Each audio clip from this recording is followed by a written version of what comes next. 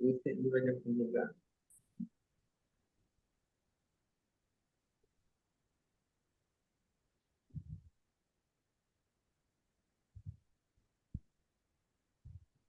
Can you see me on the another screen? Manoj, can we start the webinar? Yeah, sorry. Can we start the webinar? Sure, starting. Yeah. 3, 2, 1.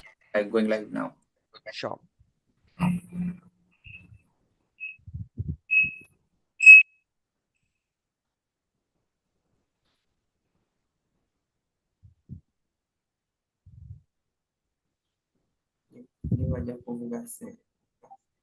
Jacqueline Wende, a 27-year-old young woman from a rural place called Masi in Machakos County.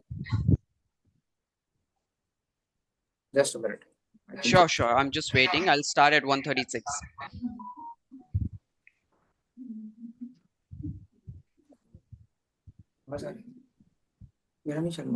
Good morning, everyone.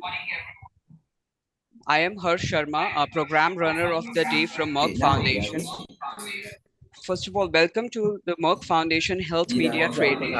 And we are proudly in partnership with the Office of the First Lady of the Republic of Kenya and our amazing partners, Ethiopian Health Journalist Network from Ethiopia, Media Council of Kenya from Kenya, Media Council of Tanzania from Tanzania, Uganda Journalist Associations from Uganda. I also would like to a special mention and heartfelt thanks to our CEO, Senator Dr. Rasha Kelich, whose vision and passion are the driving force behind this health media training series and today's knowledge sharing session. So now I'm making a session to start. Let's watch the inspiring story of Jacqueline Munday, a victim of infertility stigma. Can we have the video, please? Yes, sir. Yes, sir.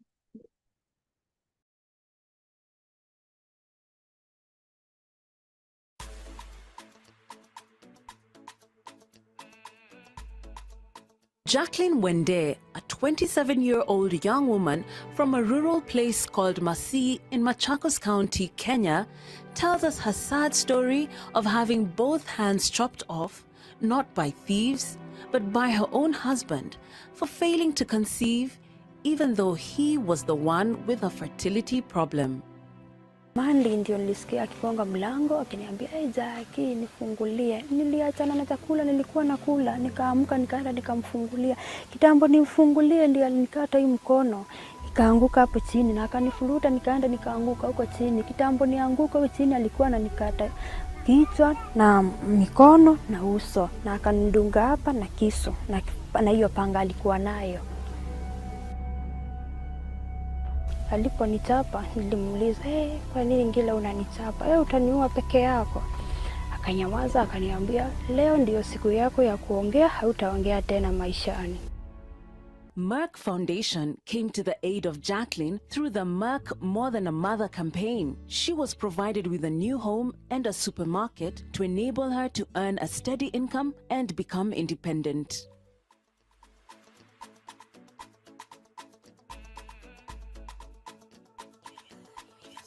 Like Jacqueline, there are many other women that suffer from infertility stigma. Merck Foundation works closely with partners to empower them to be heroines of More Than a Mother movement.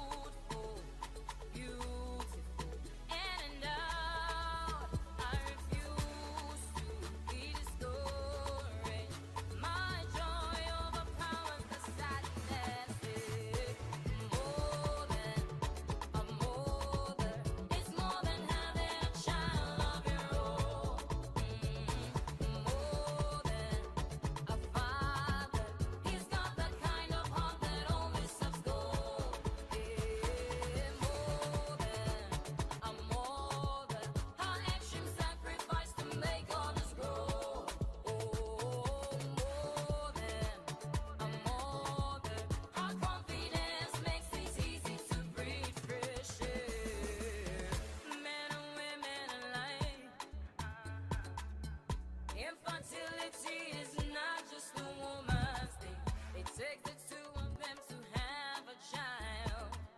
So many treatments could make it right. So join up.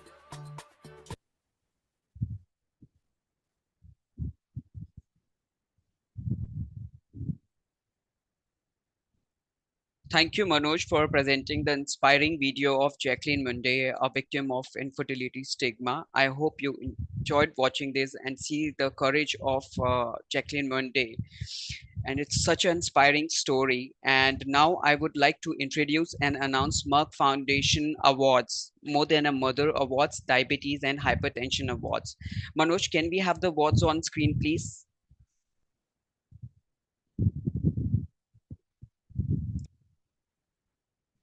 I would like to invite all the media. Thank you for joining in. And please, we have a Merck Foundation Awards and you can apply for that. So we have a Merck Foundation African Media Recognition Awards on your screen, More Than a Mother, for East African countries. So you can send us the application and your entries. Next, please. We have a Merck Foundation Fashion Awards from the category More Than a Mother. Please write about our awards, fashion, film, so that it will reach to the right institutes from fashion, media, and filmmaking institutes. Next, please. So you can apprise all the singers from your country and they can also send us the entries for Merck Foundation Song Awards from More Than a Mother category. Next, please.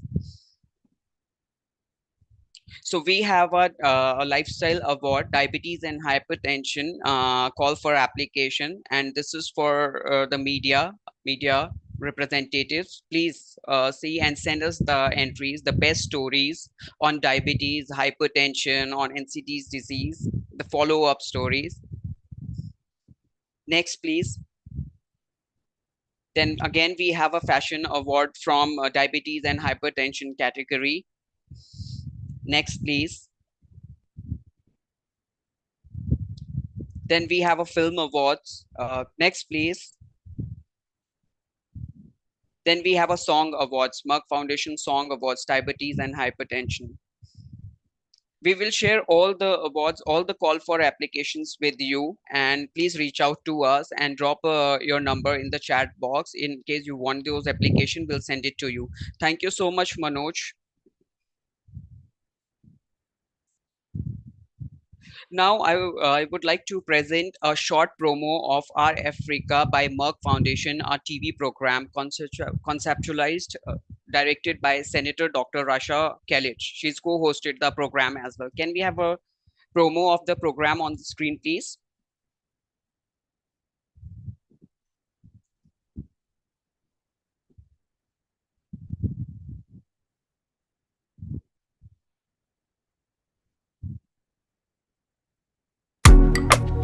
Senator Dr. Rasha Khalid and creator of Our Africa TV show. All Africa will be part of our show. The CEO of Merck Foundation.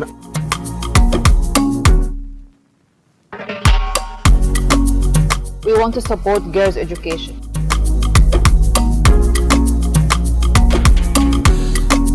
No to infertility stigma, yes to girls' education.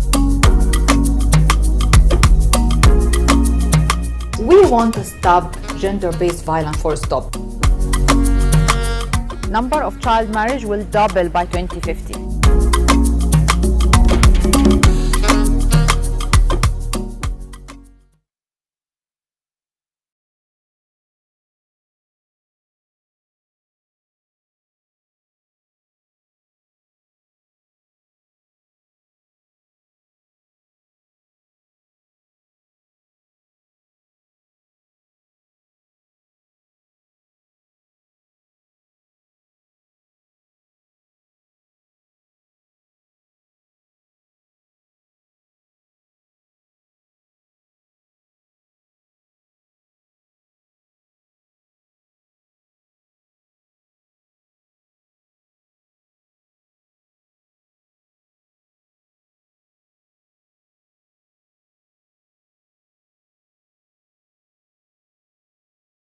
presentation on the screen, please?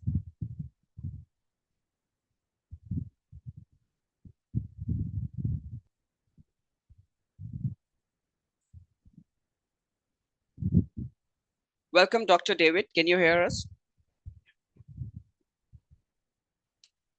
Please unmute yourself. Yeah, please. Thank you.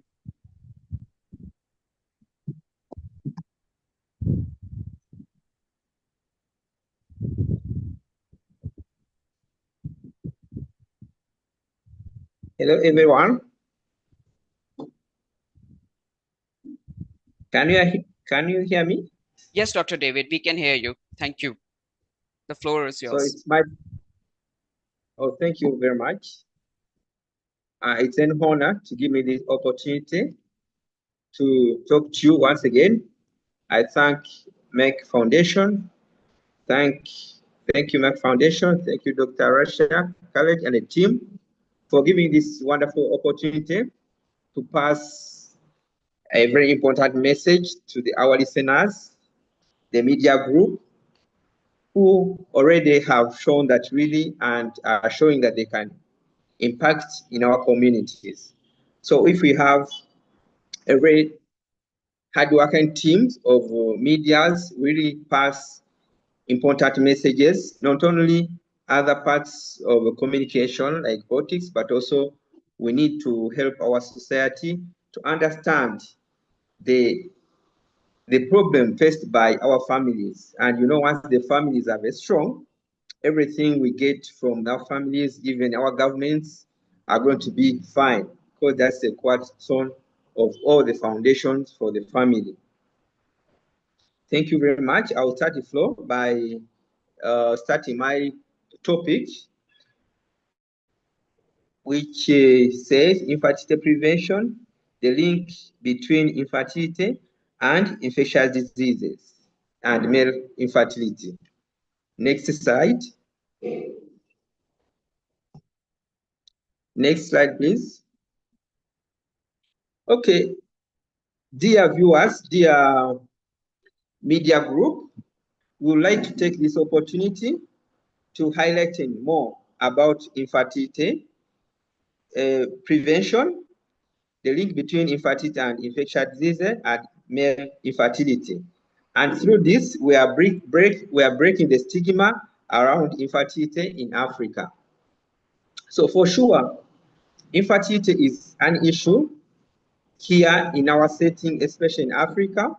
But usually the policymakers, many people, the policymakers have not really stood to help us fight this issue of infertility. But when you visit within our hospitals, where you are in your country, you can really see how many infertile couples are seeking treatment.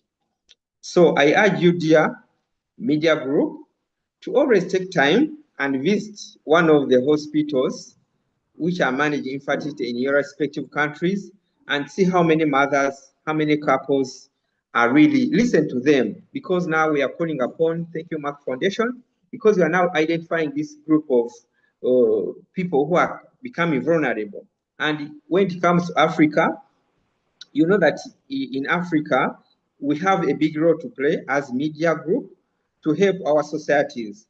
You know that in our society, this infertility issue, it brings about psychological stress, marital conflict, stigma, domestic violence, encourage risk factors, sexual behavior, and divorce. You all know this, the media group, that our societies really find these families who are faced with infertility, as we show in the previous videos, they have a lot to stress, domestic violence. We saw that woman who has been chopped out off by her arm. So all of these, they are there, but who should show these that are there? It's you, the help of our media group, please, to help us identify these vulnerable mothers, families, and to be of. So that's why Merck Foundation is helping us to really fight this issue of infertility prevention in our society, especially in Africa.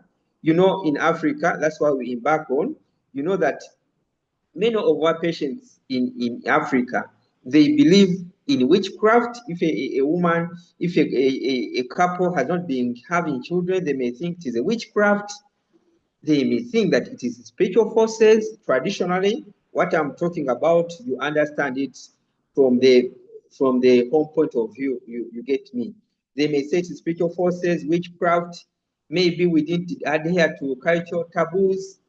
Others who are religious, they say it's God's will.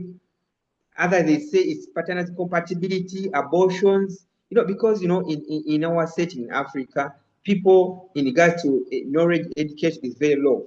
So they will all think that there's something attached, and they become vulnerable, as we saw in our society, and we see it. Next slide, please.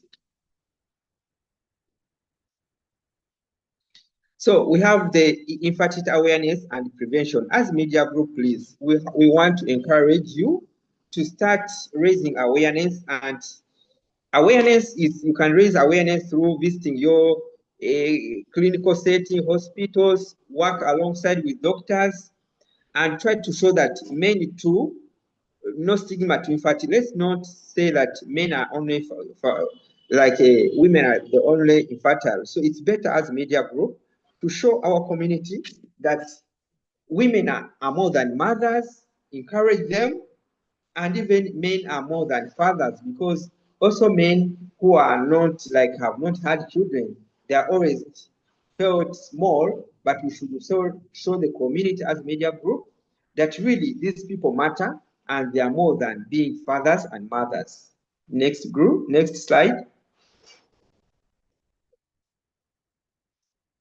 So, of course, I continue to say infertility is not a stigma. And as media group, we should always really emphasize that. And you saw in Africa, some traditional culture and religious practices combined with low resource environment are linked with higher levels of preventable causes of infertility in women. As I told you, infertility is really an expensive treatment in our setting. So because in Africa, really, we are now struggling to develop, and most of the families, are struggling to raise that amount of money to go for having such a treatment of infertility. So that's why, as our media group, even doctors over there, it's the media group to really see that we rather prevent these causes other than let it happen, and these couples are just struggling to have treatment in that field. So you find that in our environment, we have poor nutrition. We can have poor nutrition, untreated sexual transmitted infection, unsafe abortion, consequence of infection caused by practice of female genital mutilation, exposure to smoking, lead, petrol, and other environment. So when it comes to nutrition, please, it's as a media group, let's show our community that nutrition can bring about infertility. And with infertility, it has been proven that if really you're not having good feeding, your hormones will not be enough to lead you to really have babies. So when you're not feeding well, you can have an ovulation, you will not ovulate, your ovaries will not work. When we're seeing poor nutrition, it's not about you're not getting what to eat, but also people eat badly. They eat foods that can increase their weight. So once you're overweight, it may bring about infertility by not ovulating. And also, if you're too small, or if your BMI is low, let's show them that once your BMI is low, you also not ovulate. So that's why nutrition comes to play a big role. So, dear media group, let's try to emphasize our community that should you be underweight, you're likely not to ovulate. Overweight, you not have ovulation, and also you not have your normal period. When you look at untreated sexually transmitted infection, I can tell you that 85% of the causes, 85% of the causes of infertility is a tubal infection. So let's help, because now, like in our setting, Sub-Saharan Africa, we have this infection which can bring about this kind of tubal blockage and not consuming. So as media group, please, we can sensitize our community such that we avoid sexual transmitted infection and our tubes will be free, and safe abortion.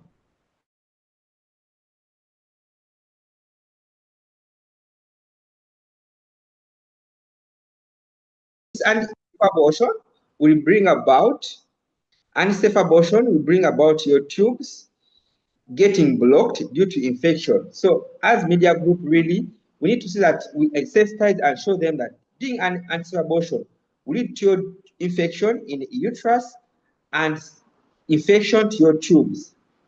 So like now, also in Africa, where there are some communities that bring about genital mutilation.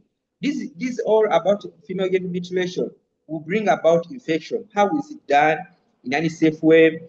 Bring about the same infection. From the infection comes from the vagina up to the way to the uterus. So this kind of thing prevents about your tube becomes infected.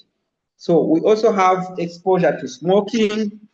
You know, like now we are turning to developing situation. We find that many young adults are smoking, taking drugs. We are having coping up with development.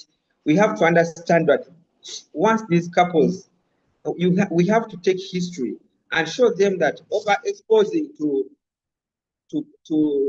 lead petrol, other environment factor pollutions can bring about that. So we have, as clinician, we do take history and advise couples, but as media, you can play a big role, because you know in Africa, one doctor can attend to many patients, so we are overloaded. So better that the media group, thanks to a Merck Foundation, that really you're training the media group, because once you prevent, we shall have few patients coming to us, and really everything will be fine. Next slide, please.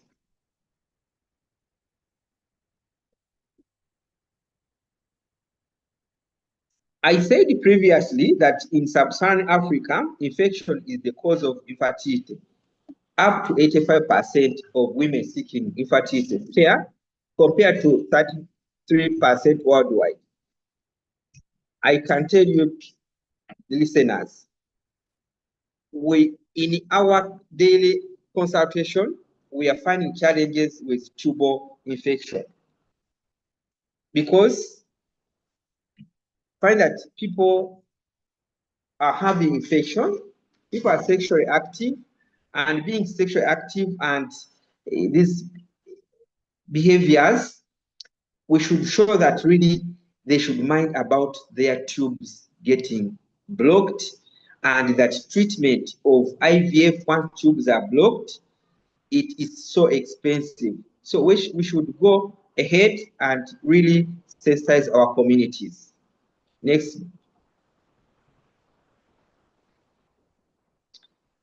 So we should really emphasize and show them that they should have regular checkups and really prevent being silent with once they get infection from their genital area. They should not take it for granted. They should know that they could be consequences in future. Next slide, please.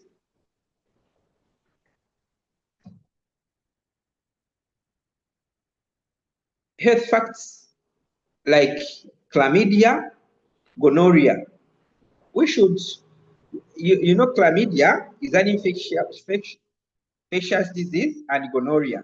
And these ones are really sexually transmitted infection, and they are very dangerous. So our dear colleagues, the media, colleagues in terms of fighting against infertility, let us work as a group. Let's work alongside you.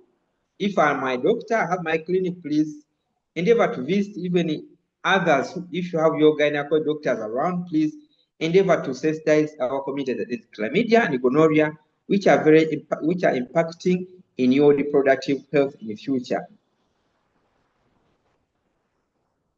Next. We have HIV. HIV, besides the negative impact that HIV has on your body immunity, systematic illness, weight loss, stress, etc., pelvic inflammatory disease, HIV can also affect your body's ability to produce hormones required to fall pregnant in irregular menstruation and ovulation. For sure, in this slide, as a media group, we should educate our community that let us prevent HIV, because once you are HIV positive, this you are likely that the medication you are on and your body's reactivity, especially to tell the community that once you're HIV positive, the situation you're undergoing through, the medication and the stress is going to impact on your hormonal production. And also this medication affects the way the tubes function. So really, this is a very important step that we should educate our adults and the community that let us prevent HIV. It can also contribute to your reproductive health outcome. Next slide, please.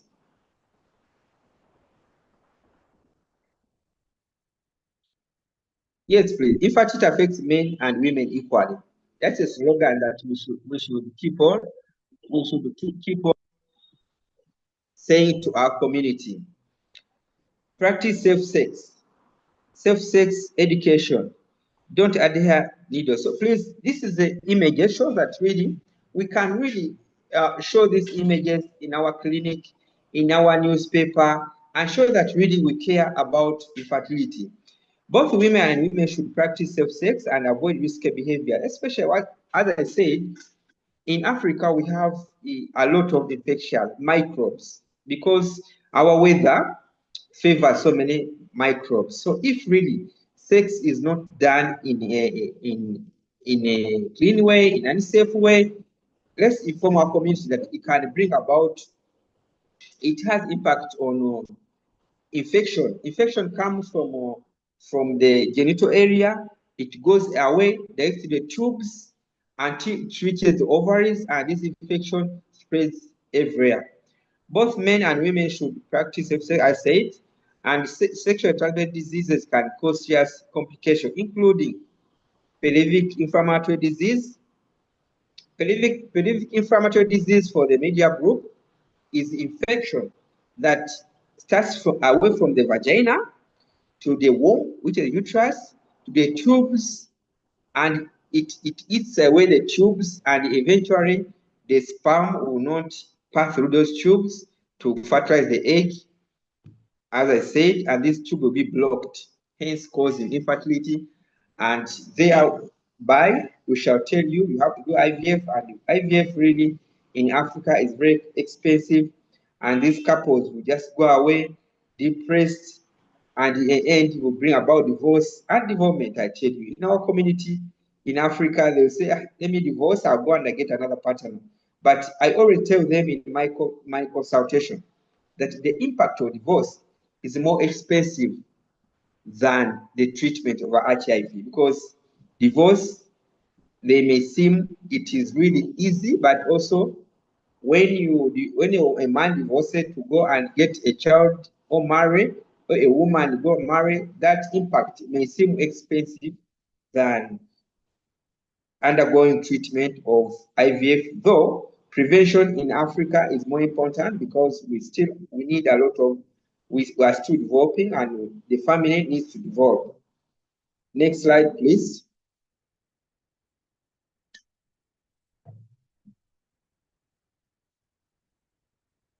Next slide.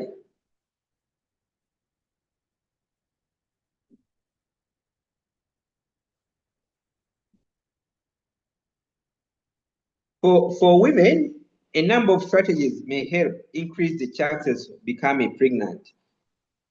Okay, next slide.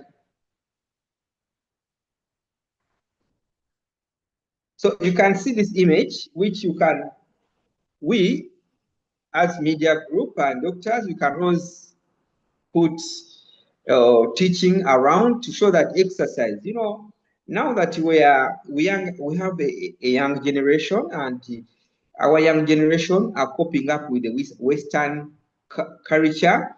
So we need to come up to tell people that overweight, we are having like now young generation who are having overweight due to eating habits. So, and there's some cultures who think that being big, if you are going to have marriage, they feed their daughters so that they can have big size. So I see them in the consultation. Those cultures that feed their women before they get married and they become so fat, and in the end they like spend a year, 2 years without having babies. It's better as a media group to show that once you're overweight, you have a lot of hormones with you. So better exercise helps reduce a lot of hormones and metabolism for your body to have ovulation. So I tell you as a media group that once a woman is having a BMI that is high, overweight, it makes that woman not ovulate. And when you don't ovulate, you don't produce eggs. And when you don't have eggs, you will not get pregnant. So let us inform our community that overweight brings about an ovulation, not produce eggs. So let us educate our community that they should do some exercises. And also, there's minimal group of people also who do a lot of exercise. If you lose a lot of weight and your BMI, your weight is it is small, you also not ovulate, because we need a weight that can help you ovulate. Next slide.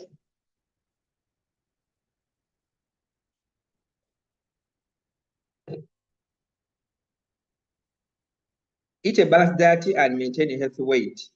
Yeah, we said about this. We should encourage our community to really have a balanced diet and maintain a good weight to have, pregnancy. Being underweight or overweight can affect your hormonal production and result disturbance in your monthly period. Yeah, it's really maybe, some people lack information. We may be there, but for us who are in the hospital settings, my dear, I tell you, we get people who are overweight and they are struggling to conceive. And what we tell them, but please reduce your weight. And even, there are we've seen some other herbs or some people selling drugs that can make you lose weight. Yeah, we see mothers who have gone to some where they sell drugs and they give them drugs to reduce weight, but getting them informed, it can show them that it can bring about your hormonal balance and you get pregnant. Next slide.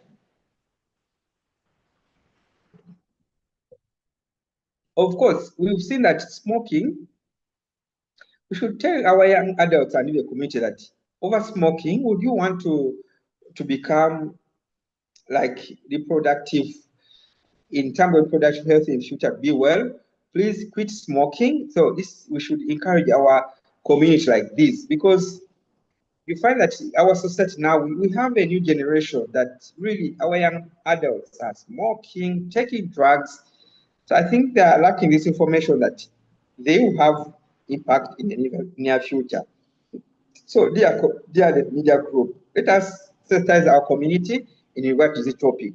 Because as I told you, once you have infertile couple, though very rare to have developments once they're not having children, because having child is a right. So you find that a family is not developing, planning more development, because they are not having children, especially in Africa. Children are very important. Next slide. Limit caffeine. We may try to get pregnant, may want caffeine, we may try to get pregnant, may want to limit caffeine intake. Ask your doctor for guidance and safe use of caffeine. I tell you, caffeine, we should also study that, show them, community, that caffeine, it can bring about infertility, and also once you conceive, you can have preeclampsia, as this caffeine can limit blood supply to your womb. You know, taking caffeine can, when you're pregnant, also can bring about limiting your blood supply to your baby. Next slide, please.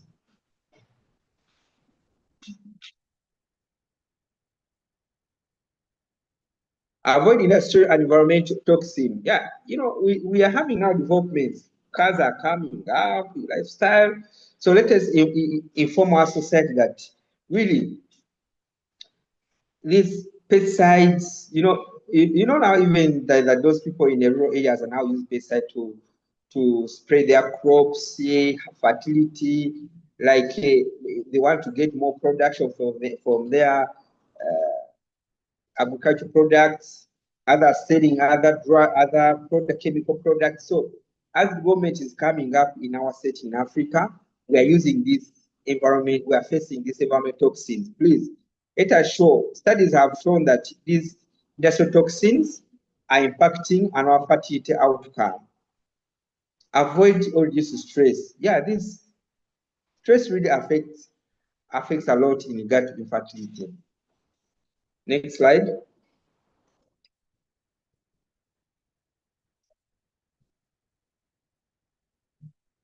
So we should also raise awareness about male infertility, because now we are facing really, I urge you to visit clinical settings and find out in your nearby your home area how many men are coming with infertility. This issue is coming up really, they are around, and really it also affects them. So it's better to raise that men can also have infertility and we can treat them. You know, long time ago, I think even not even long time, when you go to our rural settings, you can find that a man marries, and after like 1 year, the woman is not having children.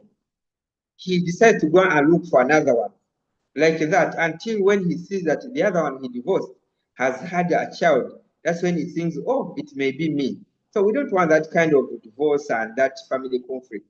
Please let us encourage that once a woman sees that he's not having a baby, let us also raise awareness about the male. They come because we've done things that minor medication and even dealing with simple IOI, and we see that men are conceiving really and reducing family conflict and marital conflict on a daily basis. Next slide, please.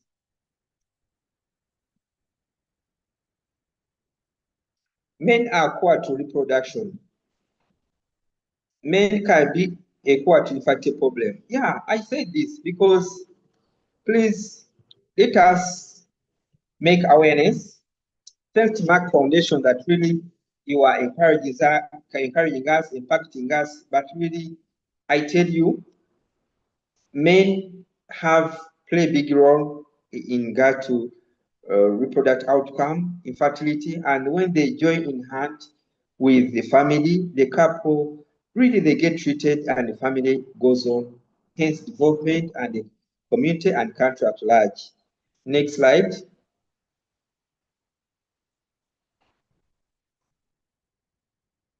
Share the treatment journey together. Yeah, these are good images to show in our daily practice. Being it at workplace, we can display these images. Being our social media, please, media group, being on what Instagram, WhatsApp, let us use these platforms to inform our society. Infertility does not just affect women. About half of the causes of infertility too include male factor. Infertility is one of the commonest conditions affecting the product age group. Yeah, this is true. I've said about this. Actually, infertility, not until you raise awareness that you know that these people exist. These people always have depression. They don't want to show in the group, but once you raise awareness, my dear, you will feel where to see them. In my city, in my country, we used to have like people coming from outside, from Western, coming to treat infertility. And I can assure you, you can see the whole like area is people coming from all corners to come for treatment, and really that it's really a problem. You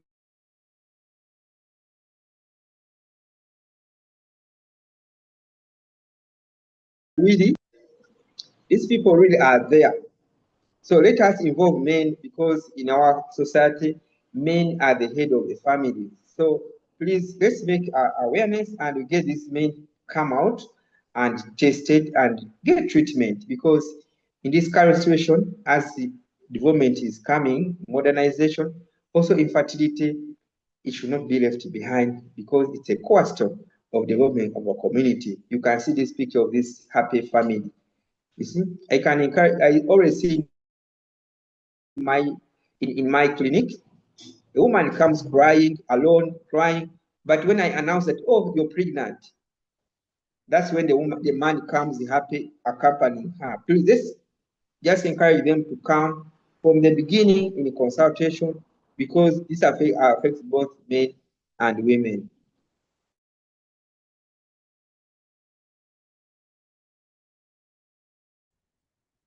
Next slide, please.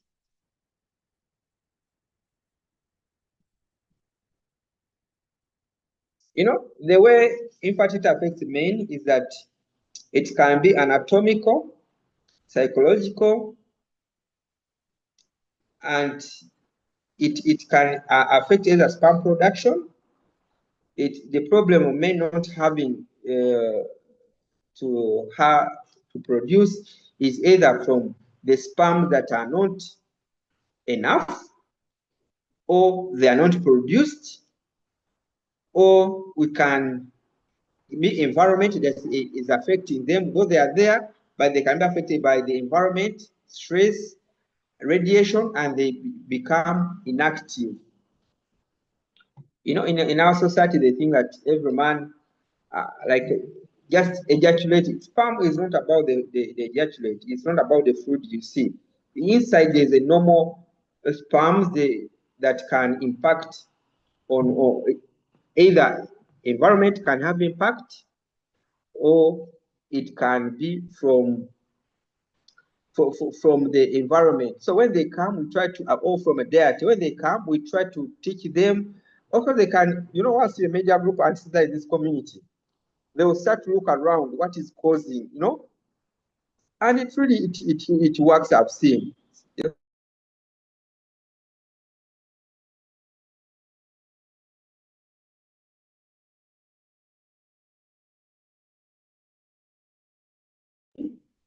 Next slide, please. For men, the combination of keeping healthy and avoiding environment toxin may help. Yeah, of course, once the media group always sensitize through our social media, someone will start to look around himself to see what am I doing that is not impacting on the outcome of my reproductive health. Next slide, please.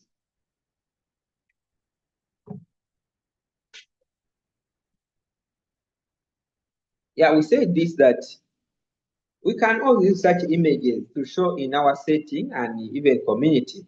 Limiting alcohol, avoiding drugs, stop smoking, all these simple things can be done, and we can see that really not only will bring about, by the way, about fertility outcome, but also these kind of behaviors for our new generation will bring about development.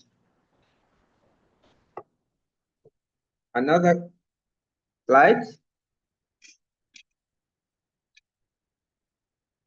Another slide. Avoid high temperature, and this can affect sperm production and motility. Yeah, you know, these days we have a lot of, in a town everywhere, that you have steam baths. You have a lot of steam baths. You know, people now are getting like overweight, and the only thing they say, I'll go into steam bath to reduce my weight. You go into steam bath when you're still young. Let's know that a lot of heat can impact on the genital areas of a man. That's why the many genital areas are outside, because God created them to be outside to have a good temperature. So when you make stillbirth, you're hitting your testicles and it will impact on your sperm production. Our society should know that, because really, once they know that, they should avoid, our community, how it is. Yes. Sitting on like a motorbike here, also, because the motorbike has a lot of heat, they should know that really it impacts, and though they sit there, but they should try to mind about it and have some time to reduce that kind of heat. Next, please.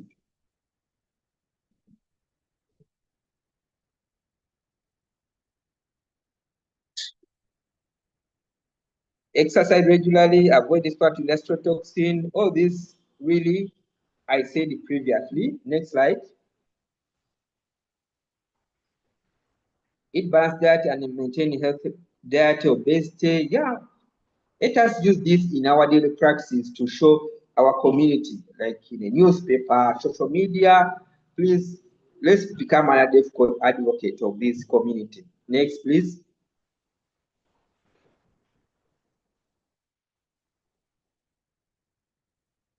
Key take-home messages.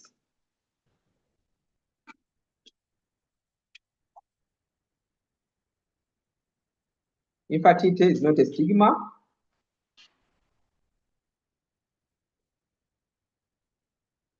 Infertility affects men and women equally. Get informed. This is our role to inform our society. Support your wife as men. Infertility is a shared responsibility.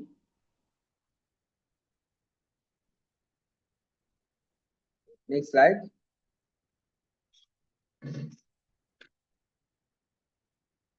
It takes years to break stigma around infertility in Africa. Next slide.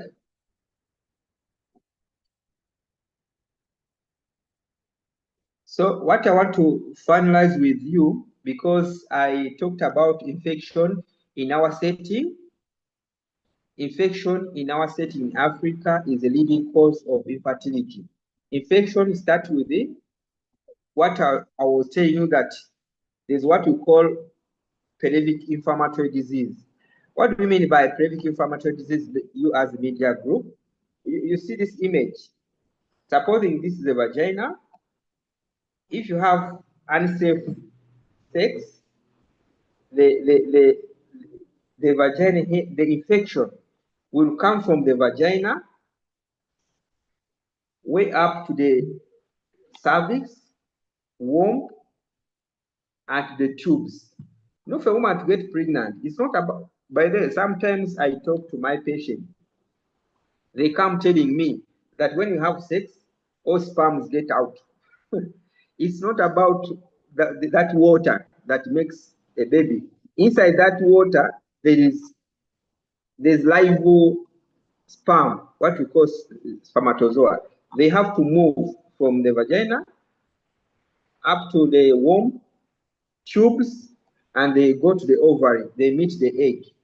So not all that the water comes. Sometimes men may ejaculate, and inside that ejaculation water freeze. There's no sperm. But many, they think that after ejaculating, there must be sperm. No, sometimes it can be empty, because that doesn't mean that water, that ejaculate has sperm. No, the people, our community, they know that ejaculate should also go. And also we have some other, we should inform, there are some health professionals who bring this ejaculate sperm and they want to inject it directly. It's a very toxin, because you know that sperm ejaculate has a lot of dirt. It has a lot of cells that are not supposed to go to the woman's body.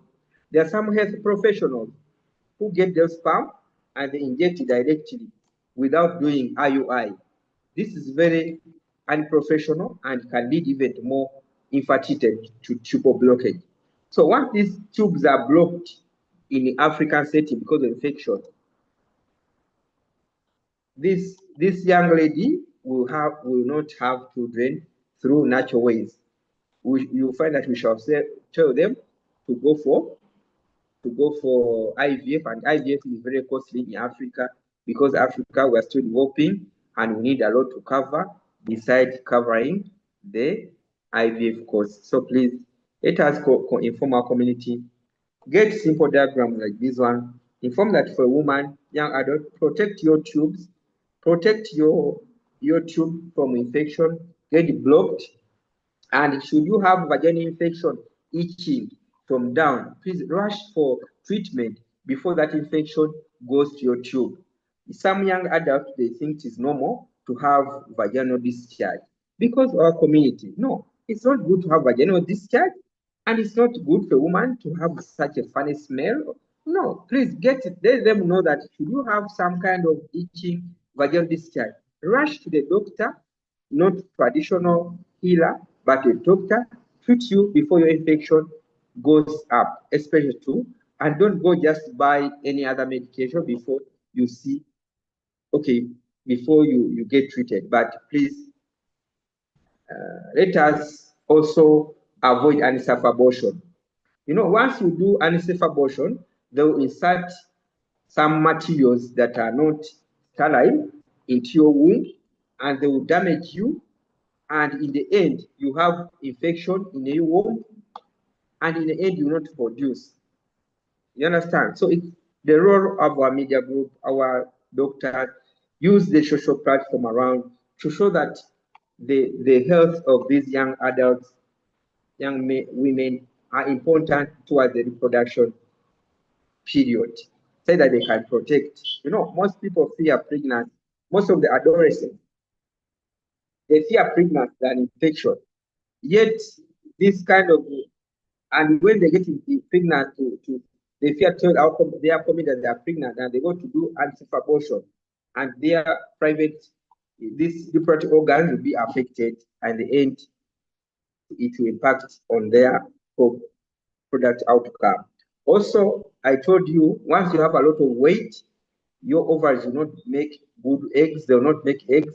And once you have also less weight, you will not have ovulation. But what we are seeing nowadays, people are getting overweight and their ovaries are shutting down because their ovaries are becoming with a lot of fats and they cannot produce enough eggs for reproduction.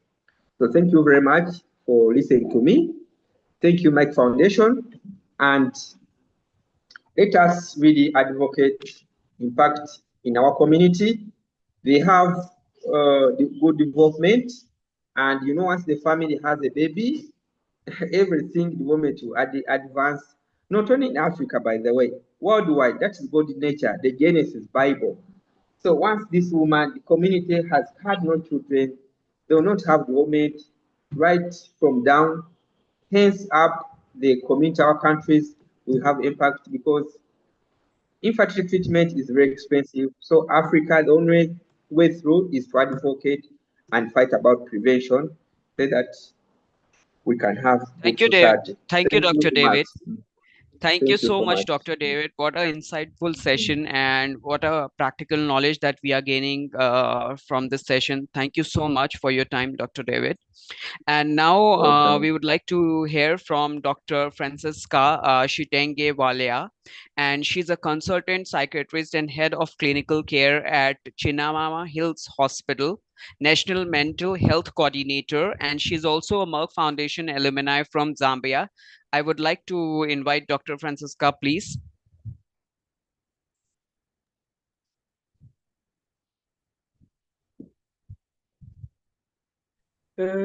Greetings, everyone. Glad to be on this platform today. Speaking about an issue which I think is important and critical, especially for us here in Africa. And I'd love to thank the Merck Foundation for being deliberate to prioritize this conversation around infertility. Thank you, Dr. David, for emphasizing that infertility is not just amongst women, but men as well. Next slide. So my focus today will be very specific. and I'll try to bring out the social and psychological impact of infertility. I believe Dr. David has done a good job bringing out the risk factors, the causative factors, so I would not dwell much on that. Next slide. Though, allow me to bring out a certain definition which I feel is also important, that I think as a media team, you need to appreciate.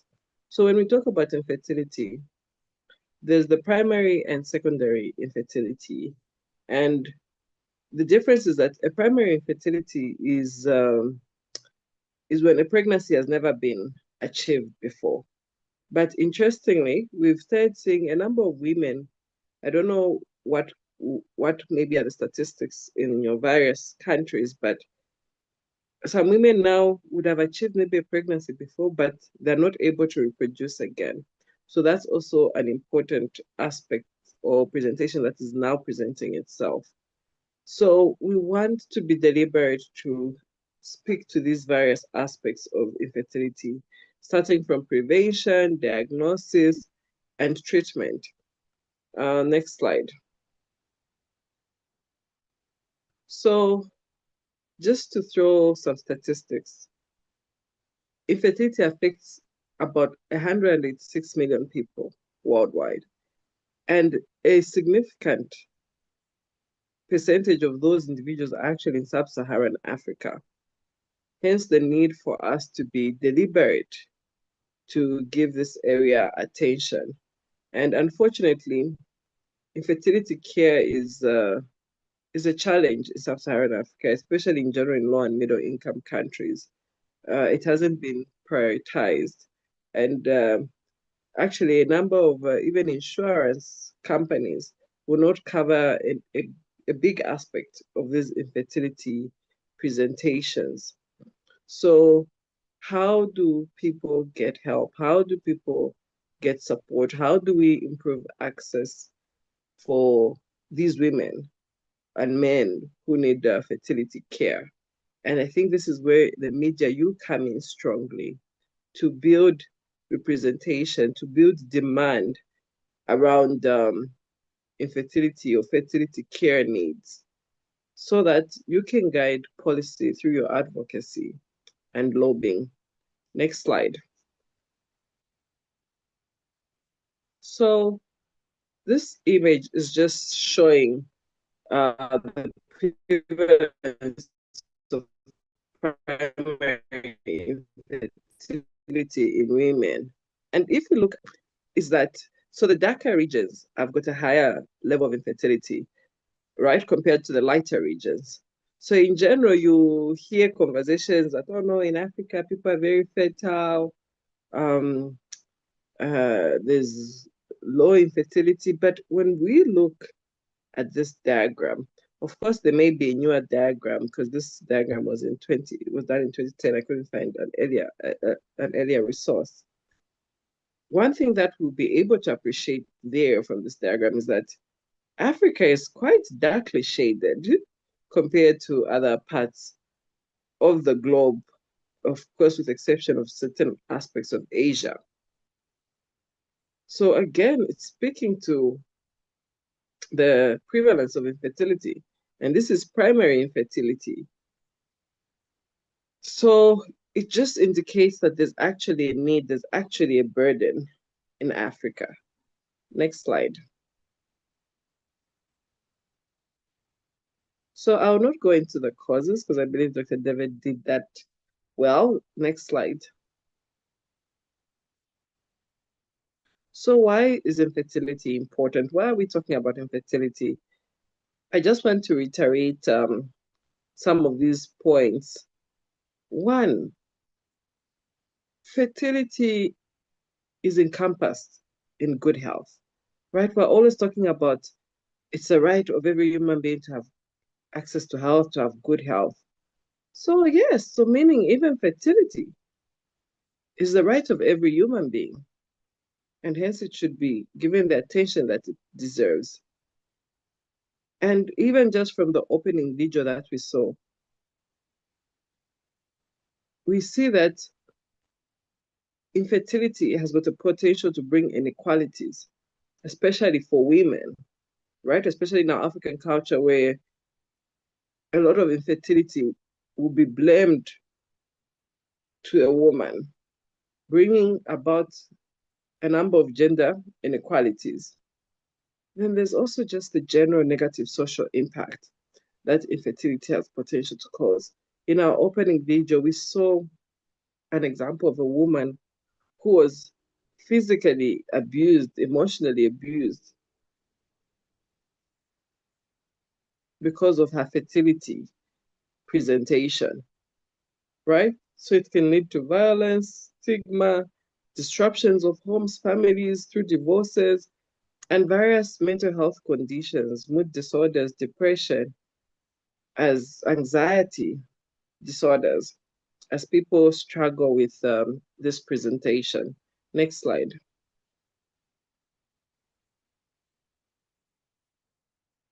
So when we speak of gender-based violence, and also keeping in mind the high rates of infertility, and knowing that infertility leads to a significant amount of violence amongst women in the various homes and in society, or just community in general, it is important to integrate conversations around fertility in the gender-based violence conversations, right? Because gender-based violence conversations have at least had a good milestone and support. So how do we integrate conversation of infertility in these gender-based violence conversations as well?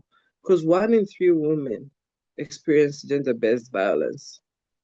And unfortunately, a lot of times when people think of gender-based violence, the first thought will go to physical harm or sexual harm, right? And when we talk of sexual harm, a lot of times it will be rape or sexual violence. But what about child marriages? Especially in our African culture, what are we defining as child marriage? Are we accepting that it's okay, or are we standing up against those? Because we'll speak shortly about child marriages and have an appreciation of how these can also lead to infertility issues. When we talk of physical harm, a lot of people will think of physical punishment or just domestic violence. What about genital mutilation?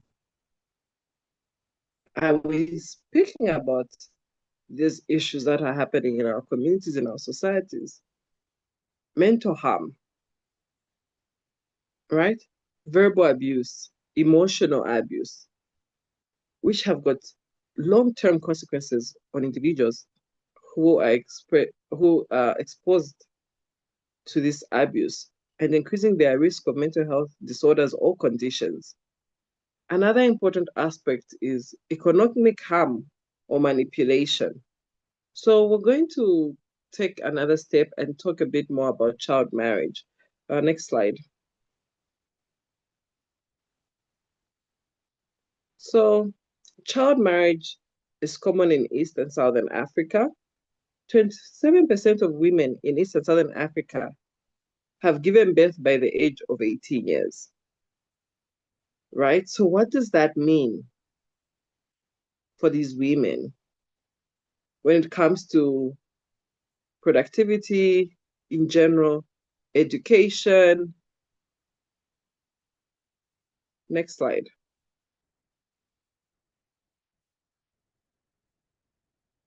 Child marriage brings a number of issues, right? There's the violation of the girl's right, because she's got a right to education. She's got a right to good care. But when she gets pregnant early, before she can mature, what does her life look like? What does the rest of her life look like? Actually, it's good that now we are being very deliberate to encourage continuation of education even after a girl has gotten pregnant early. But in a situation of a child marriage, is that practical, right? There's increased health risks of to these women and girls, increased vulnerability to domestic violence. It limits their achievement in general, and they're at increased risk of sexual violence, risk pregnancies, infections, as Dr. David was mentioning, through these sexual violence, risky pregnancies, infections, or sometimes they even want to abort those pregnancies. They increase the risk of infertility in these women. So then you find years after, when they want to get married, they now want to settle down, they're having issues with their fertility. So it becomes a compounded issue or problem. Next slide.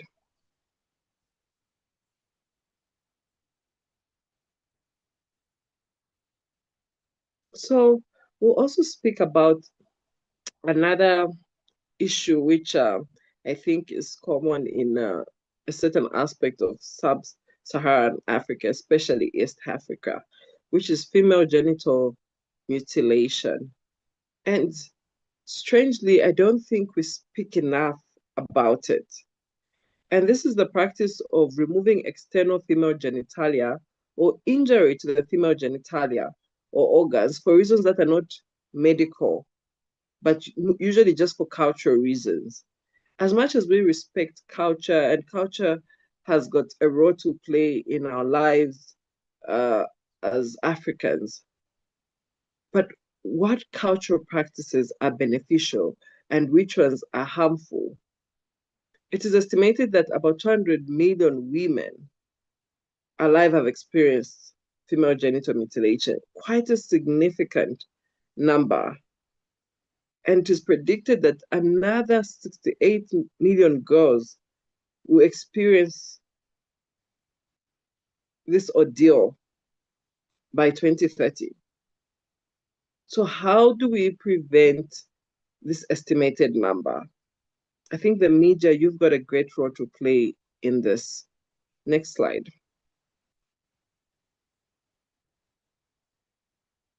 So this again is just another image that is highlighting the high levels of female genital mutilation, with a focus, as we can see, in East and West Africa. Next slide.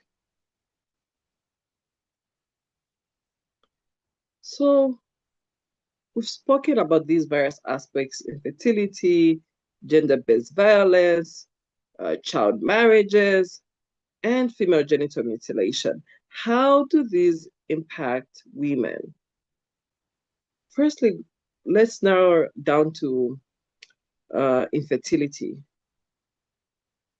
Especially in Africa, one thing that we can appreciate is that fertility is associated to an individual's identity. It's part of our culture.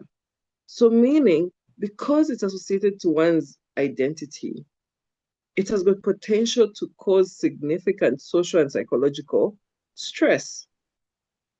I'm sure it's something that we commonly live with, where when an individual just reaches a certain age, culturally, people are already asking, hey, when are you getting married? When are you having children? When people just get married, just a month, 2 months down the line, people are already asking, where are the children? We want cries in the home. And those can be areas of significant stress to individuals. And unfortunately, for the longest time, a lot of that burden has been placed on women, and women to be the cause of infertility in the home. But today, even as we're discussing earlier on through Dr. David, we're appreciating that no, there's a 50-50 chance of the cause of infertility, either in males or females. And hence there's need to have a holistic approach to the presentation of infertility. So as the media house, how do you communicate this to the public? How do we bring this information and knowledge to the public, to educate the public, so that we reduce stigma around infertility? Because this stigma causes a significant social and psychological stress on these individuals who are going through the infertility journey. And in Africa, I think what makes it even complicated is I think it is not part of our culture for one to have a child-free status, right? Where one can just say, oh, no, I just don't want to have children. That's why I'm not having children, like the Western side. Because in the Western side, someone can just say, no, I've just chosen not to have children. But in our African culture, fertility, reproduction has been greatly linked to one's identity. And it's like it's an expectation. So it even makes it difficult for women, men, or couples to actually say that maybe they just don't want to have children, right? So it's the social and psychological distress is very, very, very high in our African settings. And hence there's need for us to give attention to this area to see how can these individuals be supported? How can community come in to make this journey of individuals who are seeking fertility care to be less stressful? Because unfortunately, society behaves different towards these individuals, hence compounding their distress, which they're first already experiencing at an individual level. Next slide. So we'll find tendencies where such individuals maybe are not invited to certain family parties or gathering when maybe it's a birthday for a child, or you'll find people start hiding that they are pregnant from these individuals, or others may even pass very insensitive comments about infertility to these individuals.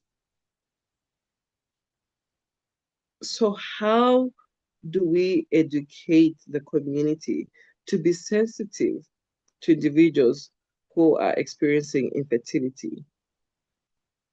So you find that these individuals are significantly stressed, their self-esteem goes down, they start feeling like a failure.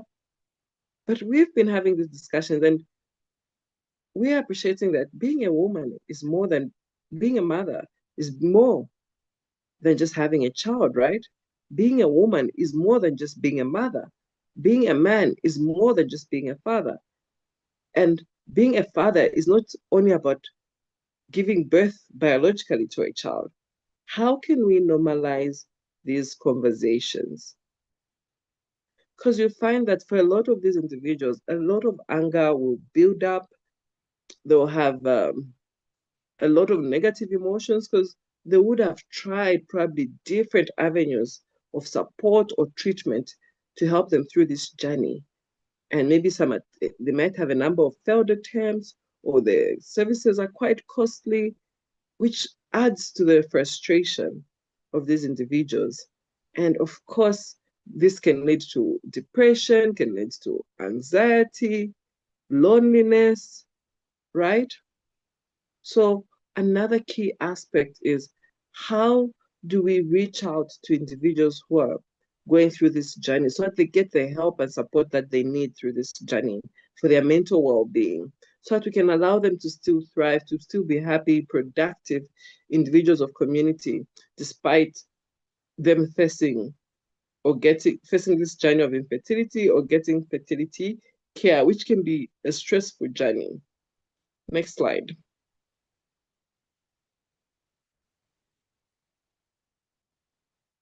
Next slide.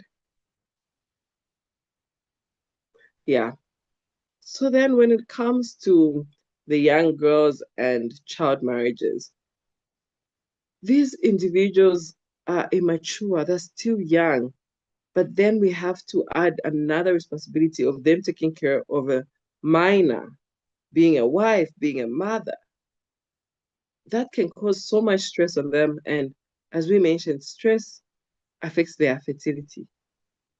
And we see this vicious cycle going on. And of course, the issues of early pregnancies, HIV, and other STI infections, because they're at risk because of early exposure. So how do we reduce these aspects? Next slide. what role does media have? So media, you're a very, very cardinal part of the puzzle or solution when it comes to various infertility issues. Because of course, infertility, it's quite a complex issue and a presentation, and it's got a high influence of social culture, the social cultural aspect or context in an area or in a place, right? So how, as media, can you speak into that space? Because one great thing that we can appreciate is that media has a great influence on the social cultural aspect of any country or place nowadays globally. So how are you using this voice, this privilege, this potential that you have? An important aspect that you could facilitate is creating awareness, right, around infertility.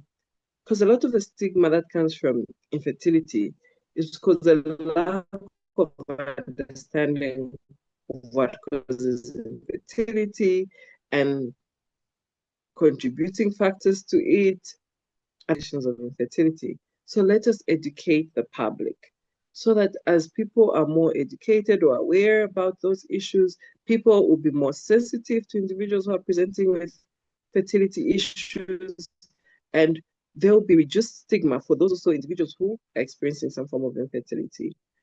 Another key aspect, how do we guide on the services available, right? Because there are a lot of people who are not even aware that they can actually seek help for their infertility presentation.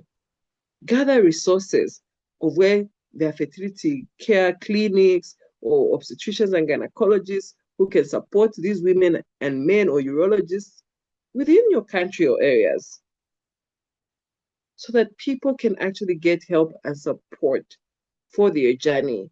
And for a number of people, if early identified and get early treatment and support, especially as a team or a couple, chances of fertility are high through professional guidance or support. As media, we've got a great voice, we've got a great platform. Advocacy for infertility care treatment or inclusion into insurance policies, improved investment, infrastructure, human resource to support this cause, giving platforms to advocates to speak on this topic on your various platforms, those can indeed go a very, very long way. How do you create a platform for lobbying for investment, right? Or changes in health policies around fertility care? And I think a great platform that we already have in Africa is maternity care, child and maternal care. I think a lot of investment is being done in child and maternal care. But interestingly, the focus is only on when the woman is already pregnant and when the woman has to give birth. What about facilitating and supporting these women couples to actually get pregnant in a healthy way, in a healthy manner? So there's actually a lot of room and platform to ride on to improve this area. Next slide.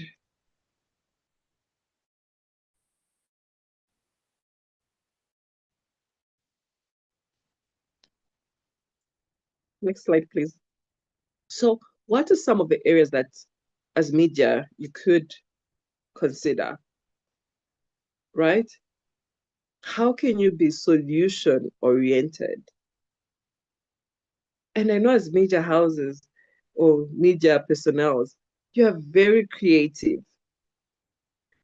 How do we put our minds together and come up with creative ideas or solutions on how to tackle this issue. And also another important key aspect is a lot of people also have wrong information around infertility or how to get infertility care or where to get it. So another important resource is get the specialists, get the doctors, the nurses working in these spaces, give them a platform to speak, to educate the public on those issues, right? Do your research well. Let the sources of your information be accurate, evidence-based, and you can achieve that or facilitate your work by actually speaking with professionals in this space on your various platforms. So again, a good example that I like to share, which is this picture or image, and why I feel how you share this information is also important or key to how the public will receive it. So for a topic like infertility, what title or theme do you want to give your conversation? Is it adding to the stigma or reducing from the stigma, right? What angle do you want to touch around this topic so that you make sure that you strongly deliver on that area to the public? And that information should be broken down in a simple way that majority of the public can actually appreciate and understand. If possible, even include terminologies or terms that are used in your culture or in your space of practice in community to refer to this presentation. And I know sometimes as media, we want to catch people's attention, and make maybe your title or topic catchy. But in all that, we have to be careful that as we do that, it shouldn't be adding to the stigma. It should be in a way that it promotes sympathy, understanding around infertility. So I'll give an example like this image here on the screen. When you look at this image, how does it make you feel? What vibes is it giving? Is it giving positive vibes? Or is it giving negative vibes? Do you feel this will improve stigma or add to the stigma? Right? It's things that may seem subtle, but have a psychological impact on individuals' uptake or perception. And when you look at this, it's dark, it looks dark, negative. So instead of improving people's perception on infertility, as much as you are trying to make it catchy, it still brings out a negative connotation. And you media personnel are experts at understanding your public, your crowd, your catchment area or space of where you're communicating what you're communicating. So it's important to appreciate that and skew your communication, whether it's by image, whether it's through conversation, whether it's written, in a way that it's still attractive, but it's still positive, it's solution-oriented, and it's reducing stigma or negative perception around infertility. Next slide.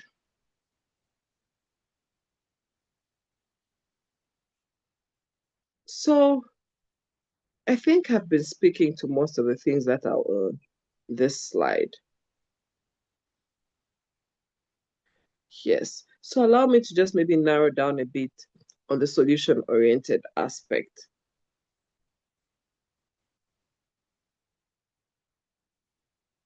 On our media platform, let's guide people to places, solutions, resources where they can get help, where they can get support.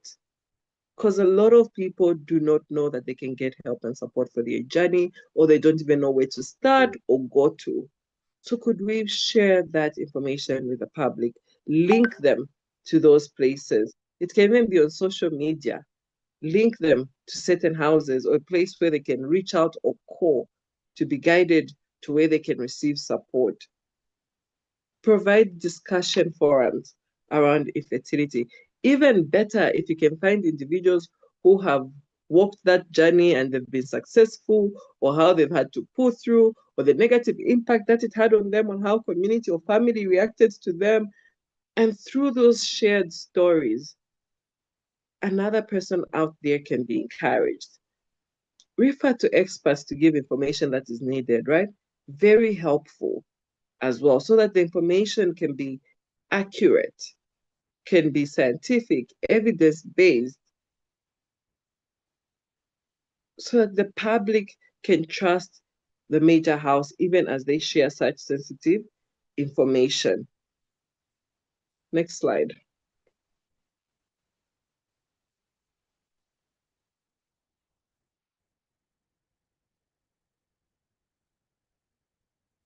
Next slide. Oh, that's the last slide. Thank you.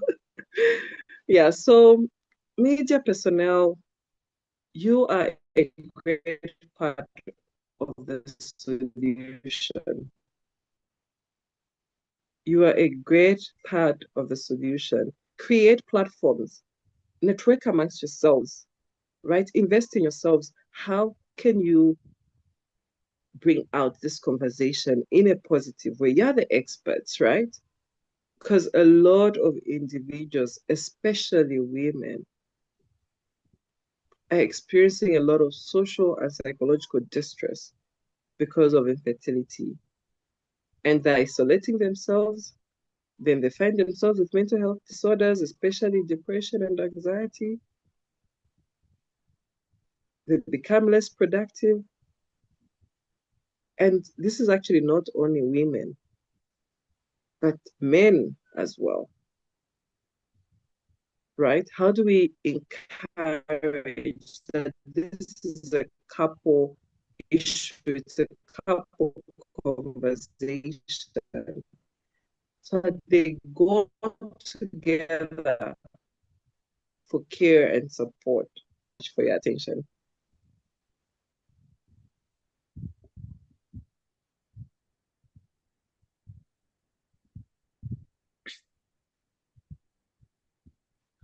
Hello, everyone. Thank you, Dr.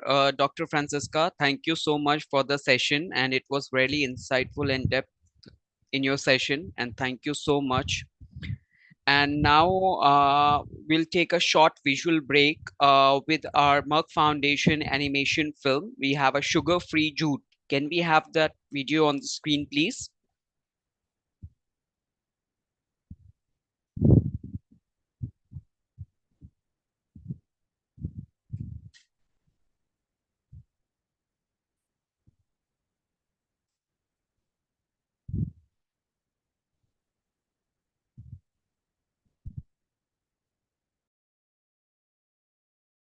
Merck Foundation. No more diabetes.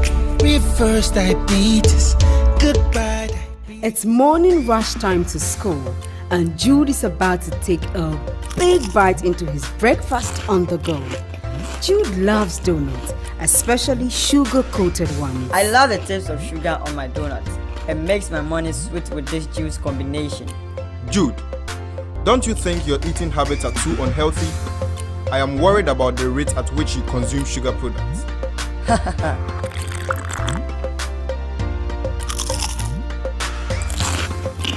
James, relax. I can't wait to eat my lunch. More donuts? There's nothing to worry about.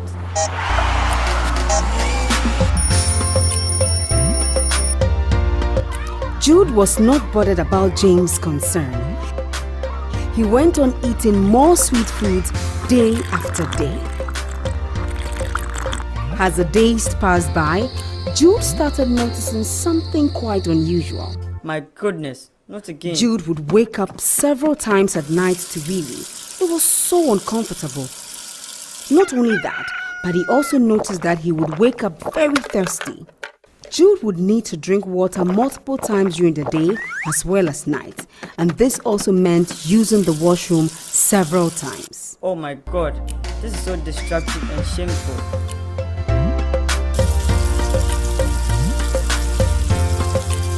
What is it? This appears to be the third time you woke up to use the bathroom. You even look a bit fat. Very unusual. I have no idea, ma'am. And I've been feeling very thirsty lately as well. And sometimes tired.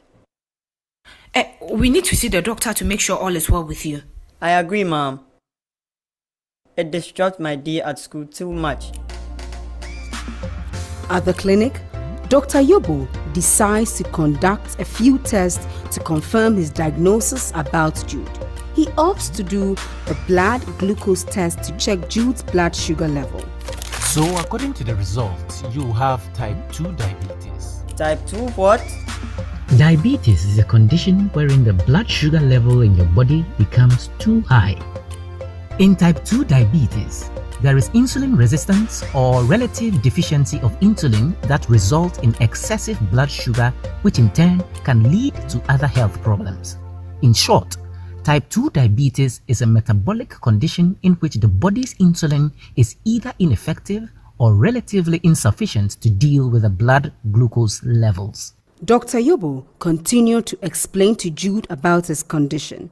The exact cause of diabetes is not known, but genetics, family history of diabetes, and an unhealthy lifestyle seemed to be the most common and important causative factors. What happens if diabetes is not well controlled? The long-term complications of diabetes can include the following: stroke, blindness, heart disease, kidney failure, sexual dysfunction, and amputation. Type 2 diabetes is a chronic condition in which there is bodily resistance to the insulin produced by the pancreas, and it typically manifests in adolescents. Managing this will require medication and regular blood sugar tests as well as a healthy lifestyle. It was tough to accept for Jude at the beginning. My days of sugar-coated donuts and sweetened drinks are over. But he had support for his new lifestyle.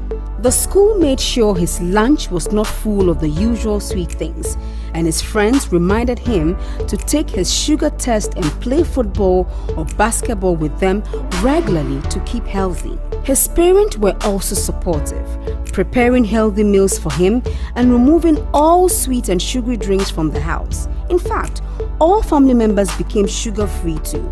Back in school, Jude and his friends soon formed a Sugar Police Kids Club to raise awareness about the condition and to help others who had diabetes or were pre-diabetic so they can prevent and early diagnose it. Try to go sugar-free in your meals. Eat more fruits and veggies, along with moderate daily exercise. Our lives can be so sweet without sugar too. Let's all work together to fight diabetes every day. Merck Foundation. No more diabetes. Reverse diabetes. Goodbye diabetes. We can make it work. We can make it work. We can make it work. We can make it work. Push back diabetes. No more diabetes. Reverse it. We can make it work. We can make it work. We can make it work. We can make it work.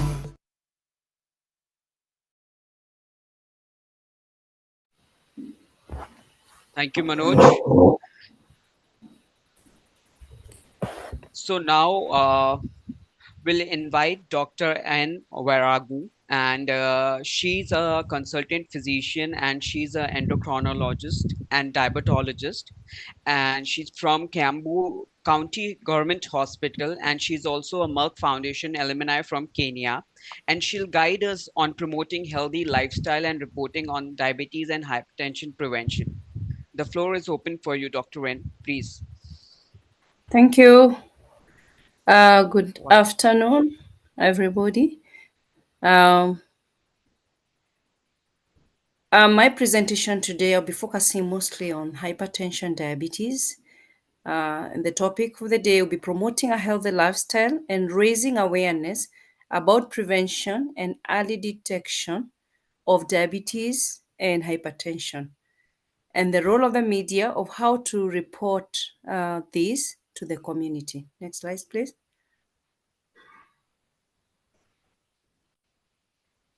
Next slide.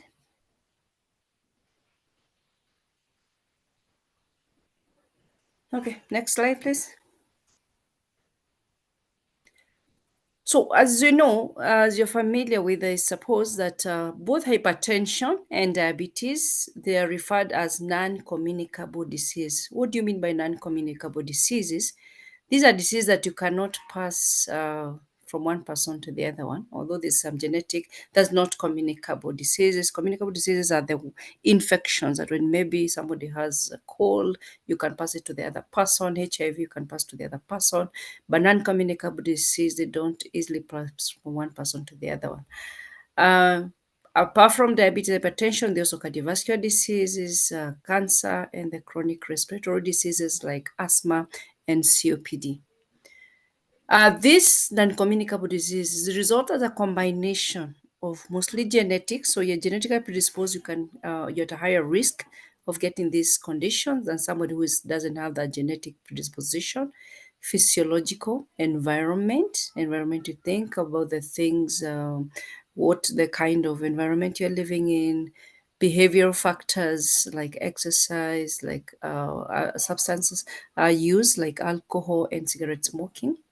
And what do these non-cardiovascular diseases do? They are the leading cause of death worldwide and represent an emerging global health threat. And for Africa, we have the double burden. We're still struggling with the infectious diseases, and yet now the non-communicable diseases are on the rise. Next slide. These are the ones I talked about: high blood pressure, which is the same as hypertension, diabetes, just an elevated blood sugars, heart diseases, especially the coronary heart diseases, normally commonly referred as the heart attack and the like, stroke, chronic respiratory disease, and various cancers. Next slide, please. Let's first focus on diabetes, then I'll talk about hypertension in a few. What is, as a cartoon, the video that has already been shown, they've already defined what is diabetes. Diabetes basically is a chronic, when you say chronic, it stays in the body is a long disease as opposed to acute disease. When you talk about infectious disease, mostly acute. So when a malaria, within a few days, is already sorted out. But chronic disease tends to be like lifelong conditions, and it's metabolic, characterized by elevated or high blood sugars, which over time will results to damage of various organs, as shown: the heart, blood vessels, the eyes, kidneys, and the nerves. How does diabetes present? Majority of patients may not have any symptoms. And hence now we talk about patients being screened, and I'll talk about when do we do the screening. But as you saw, that young boy, he started having excessive thirst, which is medically referred as polydipsia, excessive appetite, polyphagia, excessive urination. You saw him passing a lot of urine, which is referred as polyuria. They lose some weight, especially when the sugars are quite high. Then some patients, they talk about having blurring of vision, and they generally feel tired, amongst other symptoms. Next, please. As you can see, these are still the cartoon, which is showing the same other symptoms that you can see. The flat feet, they could be having something called peripheral neuropathy, where the patients complain of tingly sensation on the feet. They feel pins and needles sensation. They can also experience numbness, and sometimes they can present with ulcers on the feet. Next slide, please. There are various types of diabetes. Although this slide is showing only 3, I'll try to expound on the others. The commonest type we have is type 2 diabetes. And what is type 2 diabetes? Type 2 diabetes normally affect older adults. When you say older is when you say above 30, sometimes you go up to 35 years of age. And normally is as a result of insulin resistance. Somebody has enough production of insulin, but with time there's some resistance because of the lifestyle issues, like sedentary lifestyle and weight, increase in weight. and forms at least 90 to 95% of the diabetes we have. So majority of the patients we meet in our clinics are mostly type 2 diabetes. Let's move to type 1. Type 1 is for younger people. Normally you can get a young child from 6 months can have type 1 diabetes, and all the way to 30 years of age. Those are the one we talk about type 1. These are the result of autoimmune condition. Your body, for one reason or the other one, produces some antibodies which affects the beta cells of your pancreas. The pancreas is an organ which now produces insulin. So when your beta cells are affected, your body no longer can be able to produce any insulin. And these are the type of patients who have to be put on insulin in their lifetime, because the problem is that they don't have insulin. Whereas a type 2, they may have a bit of insulin, they may have enough insulin or reduced insulin. And as the disease is progressive, you may lose some of your beta cell function, not because of an autoimmune, but because of the elevated sugar can be toxins to your beta cells. So type 2 diabetes is a different pathology. And when you're managing type 2 diabetes, they may need insulin at one time, but majority of patients, they can be used tablets. But again, we can combine the two. That makes a difference between type 1 and type 2, that the type 1 are much younger, type 2, they're older, and the treatment approach may be different. In pregnancy, we may have what is called gestational diabetes mellitus, GDM. This one is when the sugars for the first time is diagnosed during a pregnancy, and normally we talk about the second or that trimester. So these one normally resolve after the mother has delivered. But what happens with these patients? They are at a higher risk of developing type 2 diabetes later in life. So somebody need to be followed up. So you find somebody in the early gestation, the first trimester, having diabetes, patient can be having already pre-existing type 1 or type 2 diabetes. That means because when you have type 1, type 2 diabetes, you cannot become pregnant. But when you have it, it's not called gestation diabetes. That would be diabetes in pregnancy. The other types of diabetes we may have, there's some which are in between type 1 and type 2. We have a type 1.5. Type 1.5, also like a type 1, like type 1 diabetes, it's a late onset type 1 where they also autoimmune antibodies, but this patient tends to be older like the type 2. So they can be confused. But in the latest time, they have identified other types. We have like type 5, which is related to malnutrition, and getting it a lot in the sub-Saharan Africa and in some Asian communities, where because of childhood malnutrition, patients are now developing another special. This was documented last year, so it's so you may not have heard about it, but now when you read the latest, some patients may come and ask what is type 5 diabetes. But again, there's those patients who get diabetes because of a problem which is affecting their pancreas.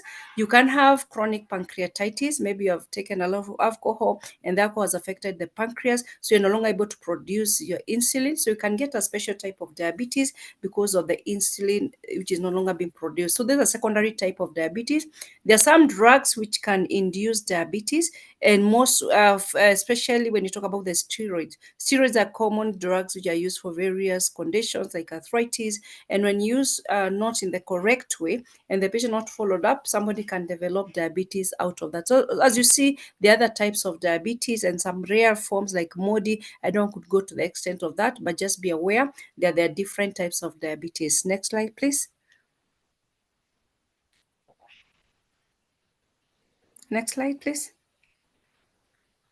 What are the risk factors for diabetes? For type 1, we don't know why this patient goes. It's just something which cannot explain. It's an autoimmune process, just antibodies start forming for one reason or the other one. And you have the type 1. So most of the time, there's no family history, but the patient has the type 1. Type 2, the commonest risk factor we have genetic issues. So there's when you have type 2, there's a likelihood of somebody in the family having type 2 diabetes than in type 1. When you're older, when you're 45 years and above, the Africans have been found to have higher, and the Asians as compared to the Caucasians. Sedentary lifestyle, you can see somebody just lying on the couch. then being obese or having overweight. When you have hypertension, then you're at higher risk of diabetes. When you talk about hypertension and diabetes, they're like twins. When you get one, the other one is high likely to be there.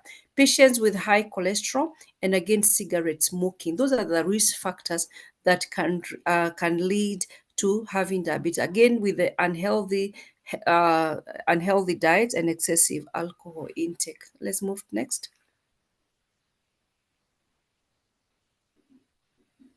Diabetes is associated with various complications. As you can see, somebody can get it. Can get various complications in their body. We can classify this complication into two. There are those on which affect the small vessels. The small vessels are found in the kidney. So you have something called diabetic nephropathy, or the vessels which are going to the nerves, so patient can get diabetic neuropathy. So like what I say, the patient comes with a numbness of the feet. And again, the eyes also have very small vessels. When they're affected, patient has got something called retinopathy, and in the worst case scenario, they may become blind because of the retinopathy.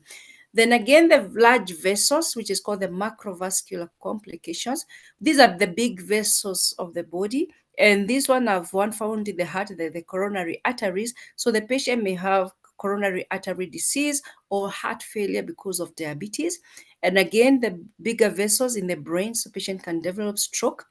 And the legs, they also have the large vessels in the legs, what is called peripheral arterial disease, where the patient, the vessels can get blocked and we end up amputating the legs for such a patient.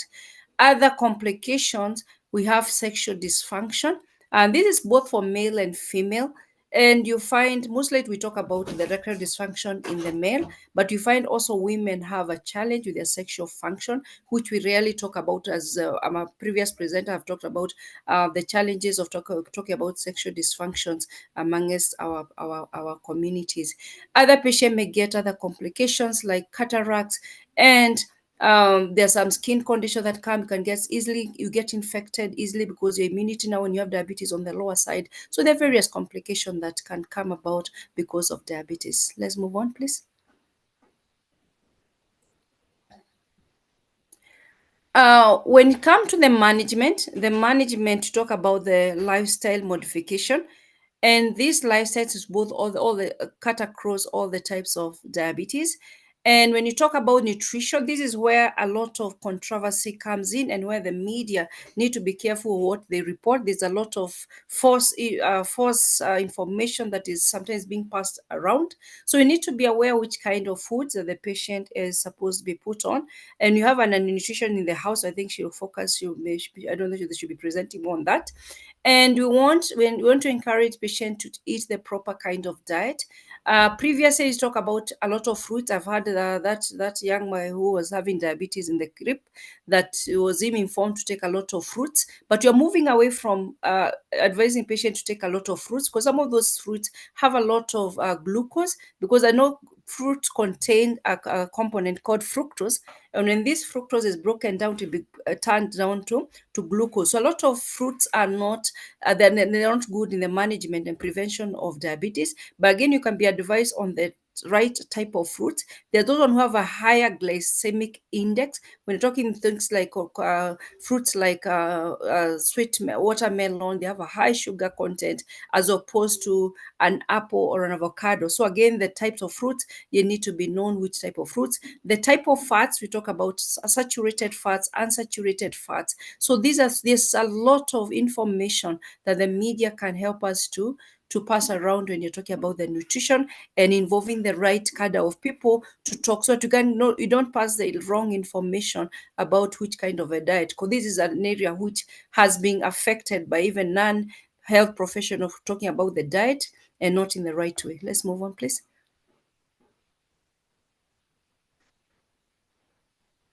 Yes, next slide, please. How do we prevent diabetes? Type 1, we can't say we can be able to have found a way of preventing it. We can't even screen it because it's something which just happens suddenly. So we don't, when you talk about this prevention, normally we are focusing on the type 2, as we said, is a commonest, so we better talk even just about it. So one of the things is addressing those lifestyle issues that you have talked about. So maintaining the healthy weight, being physically active, taking the right diet, avoiding any tobacco use. And we talk about tobacco use is whichever form. Majority of patients, they do cigarette smoking, but you're finding a lot of vaping where people are using the shisha and stuff. And some communities, they chew tobacco or sniff the tobacco. So we're talking about tobacco is not just restricted to the cigarette smoking, although it's the commonest mode of using the tobacco. Move on, please. Moving on to the second condition of the day, we are talking about hypertension. Hypertension, commonly people refer as a silent killer. Somebody who kills you silently without any warning. So this is where a situation where you can have elevated blood pressure and you're not aware and you don't have any symptoms to send you to the doctor. So there are people who walk around for many years without knowing they have hypertension, and only they present when they have those complications, like somebody having a stroke. And the first time he said, oh, this is the first time this person is developing hypertension. But this hypertension, chances are it was there for a long time. What is hypertension? When you say hypertension is when you say elevated blood pressure. There's a machine called blood pressure machine that is used to assess the blood pressure. The good thing with this blood pressure machine, they are easily available. You can buy over in the pharmacies. And there we have the digital one, so it's no longer required a medical personnel to take for your blood pressure. And you have reading, blood pressure measurements come in two reading. There's a first reading, which is known as systolic blood pressure. Systolic blood pressure is when your heart contract. What's the force that control the heart is called the pressure at which that heart is contracting. So this, when the blood pressure is more than or equal to 140 millimeters of mercury. When the American, they use lower cutoffs, because you may going to wonder how comes some areas they're talking about 130 for systolic. When it comes to the lower reading, so the second reading is called diastolic pressure. This is the pressure at which the heart is relaxed. So there's a one, the heart contracts, systolic pressure. The one that when the heart is relaxed is called this diastolic pressure. So in most places, most guidelines, they talk about a diastolic pressure which is more than 90, whereas by the American, they're using lower levels of more or equal to 90. And it's not a one-day reading. So when you come to the hospital, and maybe the first time you're coming to the hospital and you find your blood pressure is higher than this, sometimes we don't tell you hypertension. We need more readings to the blood pressure needs to be shown that is persisting more than a one-off blood pressure measurements. This hypertension is a leading cause of cardiovascular disease and mortality or death related to cardiovascular diseases. Next slide, please.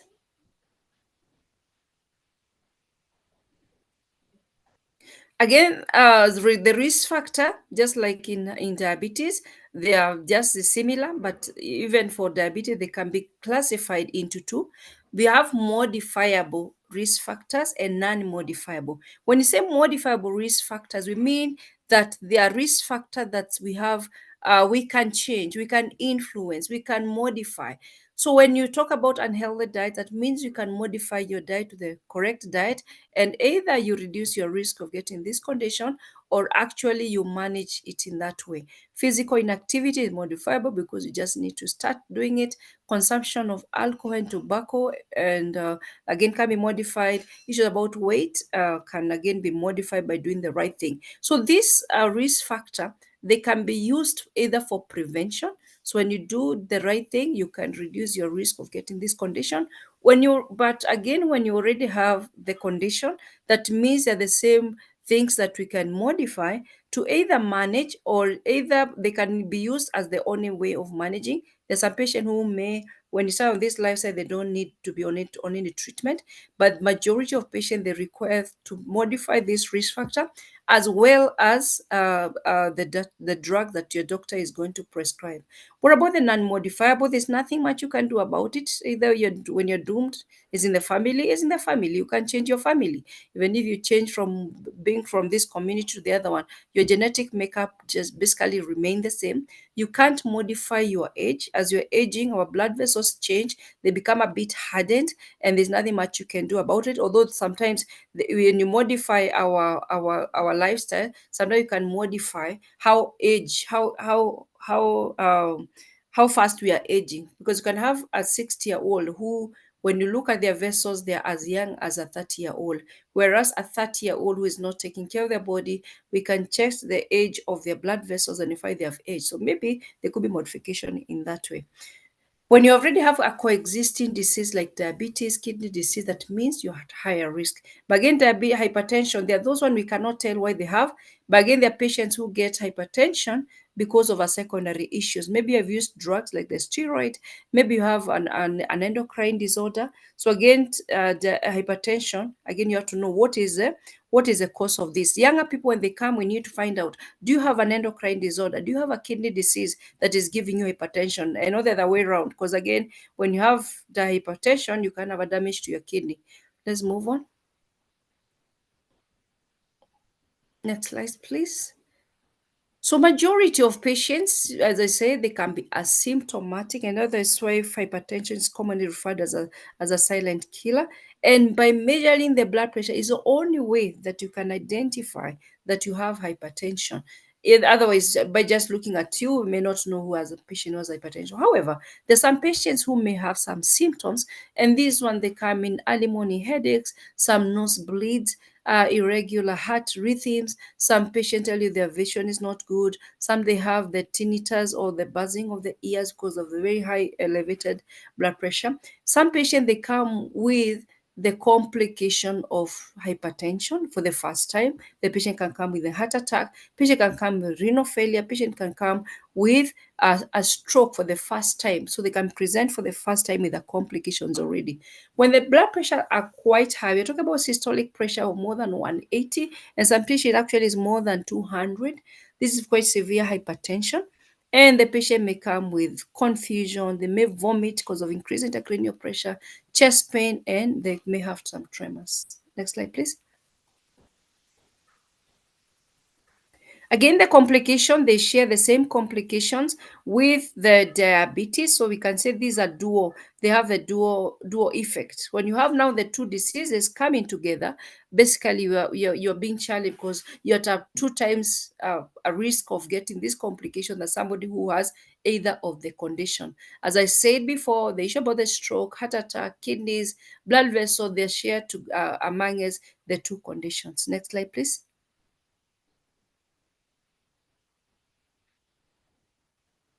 Again, how prevention is what something we need to talk about. Again, we use the same methodology, but for hypertension per se, salt plays a big role. It doesn't have a major role in any role in the diabetes. But now when you talk about, we need salt, which is sodium chloride. For those who have done their chemistry, we need to lower the salt.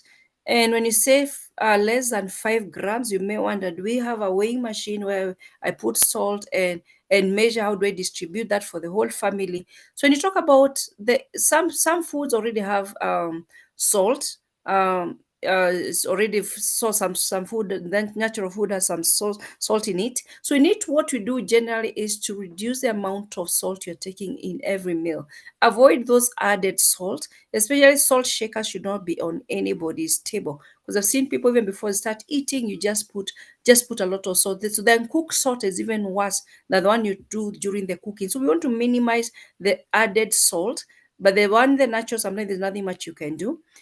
Fruits and vegetables, again, they have a role. In diabetes, we said we need to restrict which kind of fruits, but vegetables, there's no restriction. Actually, in diabetes, we say the patient should have plenty of vegetables than the rest of the meals. Then the issue about the fats, the issue about avoiding the tobaccos and alcohol cuts across both diabetes and hypertension prevention. Next slide, please.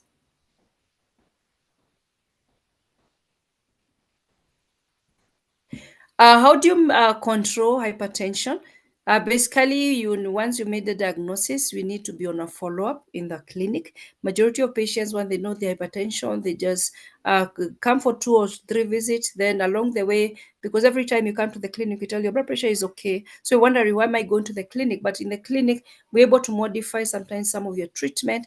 We're able to request you some of the tests. Although when you're well controlled, you don't need to be followed up on a very short duration. Sometimes we give you even return dates of actually 6 months, and even some basic clinic you can get a return date of even 1 to 1 year. What we want to encourage our patients is that when you have your BP machine, you can be able to monitor, and maybe you present to the doctor when you find there's an issue, but you need to maintain your regular follow-up. But in between, blood pressure you need to inform the communities that they need to be checking their blood pressure. The good thing, we have the community health providers in the rural villages. We're able to move from one house to the other and able to do the blood pressure. But majority in the towns are able maybe to afford a BP machine, which can be able to help even monitoring. Then you take the medicines as prescribed. If the patient has a problem with any of the tablet, normally we inform you, please go back to the doctor who prescribed. Sometimes it's already a known side effect. There's some drugs, when I put, you already know this drug can cause some leg swelling, and when you have those leg swelling, I decide to modify, I change to another drug, or even maybe reducing the dose, and you're able to tolerate the drug. So each one of these drugs have their unique side effects, but the condition, the disease itself, has more complication than the drug themselves. So most patients, there's this myth that when you take the drug, you become addicted to the drug, so you cannot withdraw the drug. So again, there's a lot of myths and misinformation that hangs around there. So when your patients experience any of the side, we don't have these drugs are harmless. They have their own unique side effects, but if you're a doctor who has been trained on this drug or is already aware, there's a drug I put you, I know you make cough, and you come back, I tell you, oh, this cough is because of this tablet. So being followed up, you're able to be reassured, and the drug, your medication can be assessed. And issues about stress. I know we are so stressed in the current situation. Things sometimes they're not working in different countries, and stress is one of the causes of hypertension. So even as we are addressing the other lifestyle issues, stress, and again sleep again is coming quite big in the management of diabetes and also hypertension. People are sleeping less hours than they're supposed to be, and this is quite presenting as a major risk factor. Again, when you're managing, we need to ensure this person is sleeping the enough hours, and people can manage stress. So sometimes the management of stress requires us sending you to a psychologist for evaluation of what is causing that. Next slide, please. Where do you come in as a media? When it comes to the media in issues about health, you're not just a messenger, you're a game changer.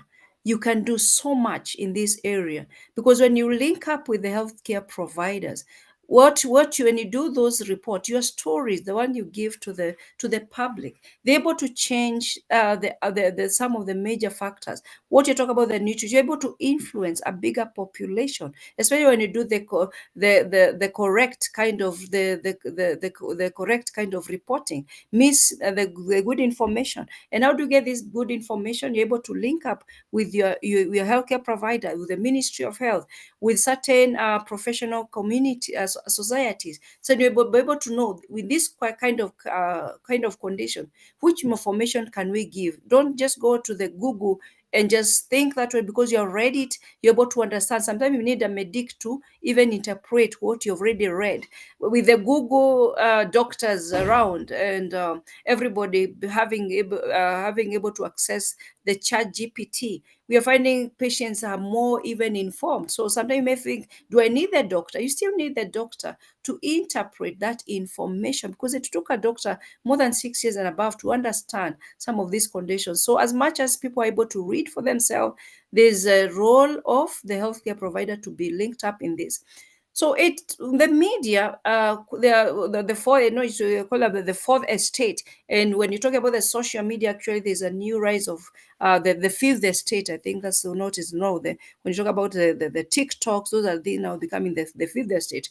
They have the healthcare providers to expand the audience reach, because as much as maybe the number of patients I'll see today, I may be able to see between 10 and 20 patients. Those are very small percentage of how much information can I give. How much time do I have as a doctor to provide the community with this information? But when you come in, you're able to address, when you're writing something on newspaper, somebody is on TikTok, somebody is on the TV, somebody is on the radio, the masses are able to reach. They're even at not just local, they're not restricted at local levels, they're even at international level. That information can reach even a bigger audience. And the media plays a big role in educating the public about the health concern.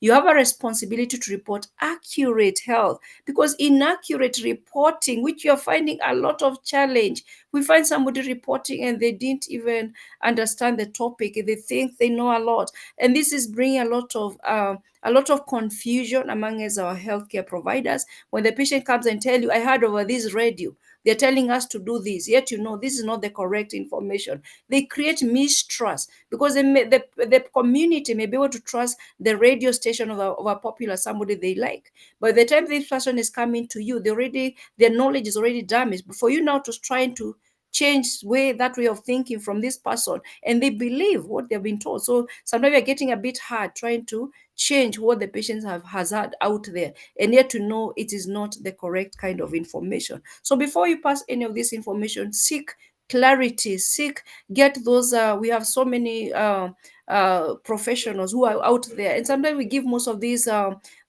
information, or rather our services, to the media free of any charges. I've attended quite a number of TV stations. You have had Uria Daktari in the Kikuyu vernacular. Nowadays in Kiswahili you have Uliza Daktari, and you find a lot of doctors volunteering to go and address some certain issues. So we just need to inform us and you're able to be available to give the accurate information. Then the media plays a supplementary role by being integrated into the program that include face-to-face and other forms of intervention. Next slide, please. More role. You can have any levels, different levels. You can go to individual, networking, organization, and society level. So the fourth estate and the fifth estate, you have in health,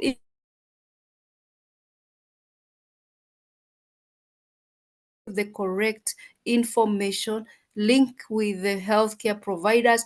That alliance between the media and the healthcare providers is a very strong alliance, where now you're able to focus, the patients able to trust what the media is telling you, and the doctor and the media, you're giving the same information, so that you don't create a lot of confusion and mistrust among us, the patient. Again, the media can be used for health promotion, for these lifestyle things. You can show which kind of fruit, or rather the foods to take, the complication that comes because of cigarette smoking. So all these things, the media can be able to highlight. How do you prevent these diseases? And the goal is to basically to enhance a state of well-being, to guard healthy and population at risk. Next slide, please. I think that brings me to an end. Thank you for listening. Thank you, Dr. N. It was very insightful session, and it was very meaningful. And thank you so much for the information that you have bring to the table. Thank you so much.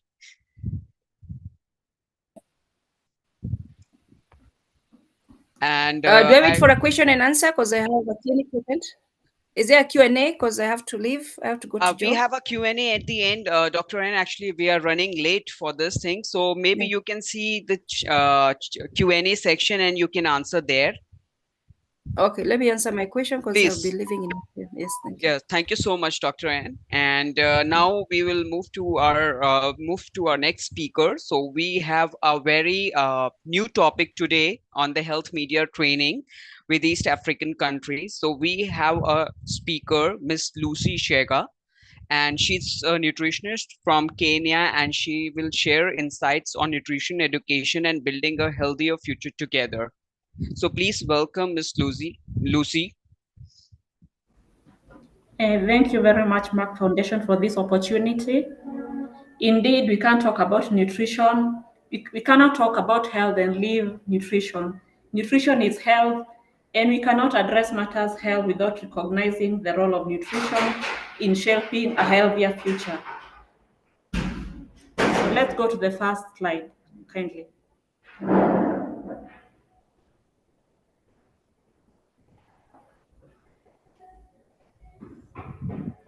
So I'll be handling the topic nutrition education and awareness, that is building a healthier future together. Next.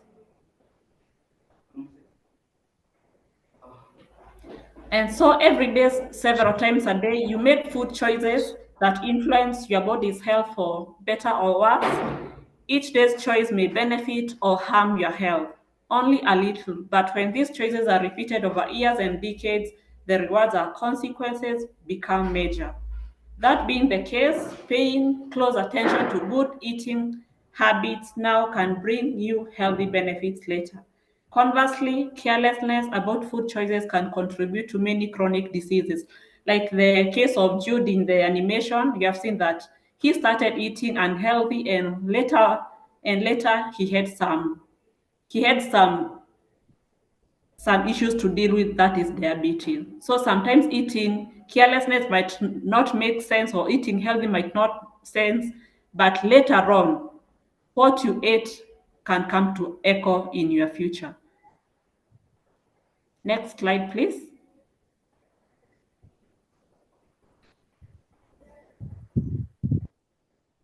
Can we move to the next slide?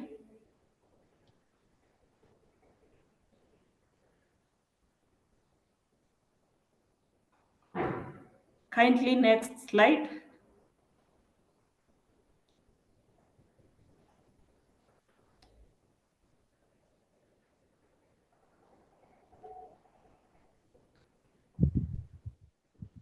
I think you've skipped there. There's a slide before this one.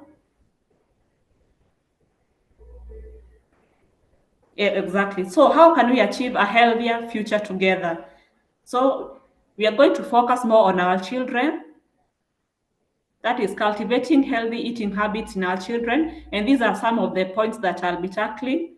That is encouraging kitchen and school gardening, encourage families to develop their own meal plans, engage parents and the wider community in nutrition education, integrate more sporting activities into school calendar, integrating nutrition education in school curriculum. And here in Kenya, this is being achieved through CBC. Can we go to the next slide, please?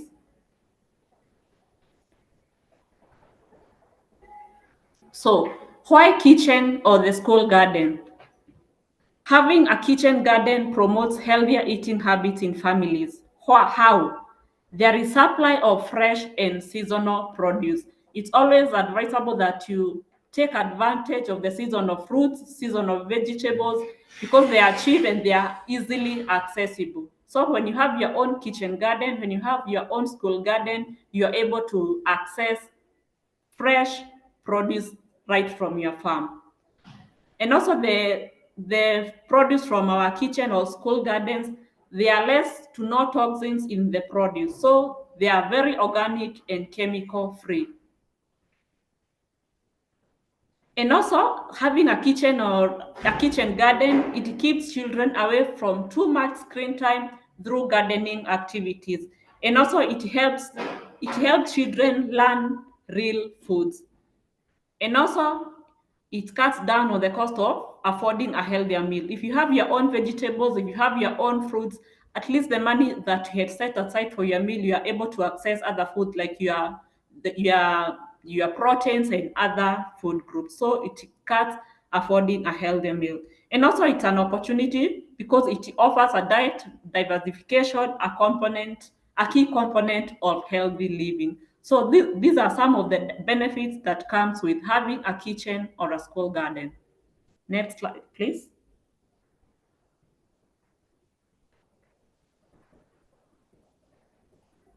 Next slide.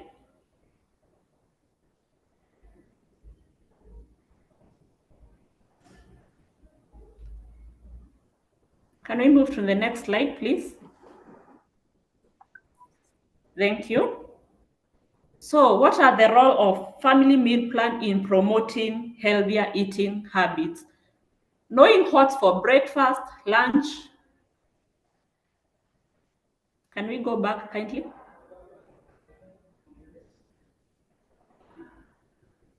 The role of family meal plan in promoting healthier eating habits.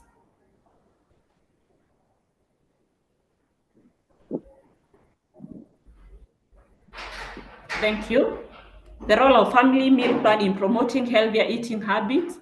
Knowing what's for breakfast, lunch, or dinner each day reduces last-minute decisions that often lead to unhealthy choices. With all the food couriers that we have in each country, I know it's tempting to just order, but when you have a well-tailored meal plan, it's a opportunity for you to avoid these last-minute decisions. So how does it help in healthy eating? It provides an opportunity for parents to model healthy eating habits, that is to our children, and there is more intentionality to food choices. When you sit down with your family, you are trying to make a meal plan, you are more intentional to giving your family the best. So there is that intentionality to food choices. A well-thought meal plan offers diet diversification, ensuring there is intake of variety of food group.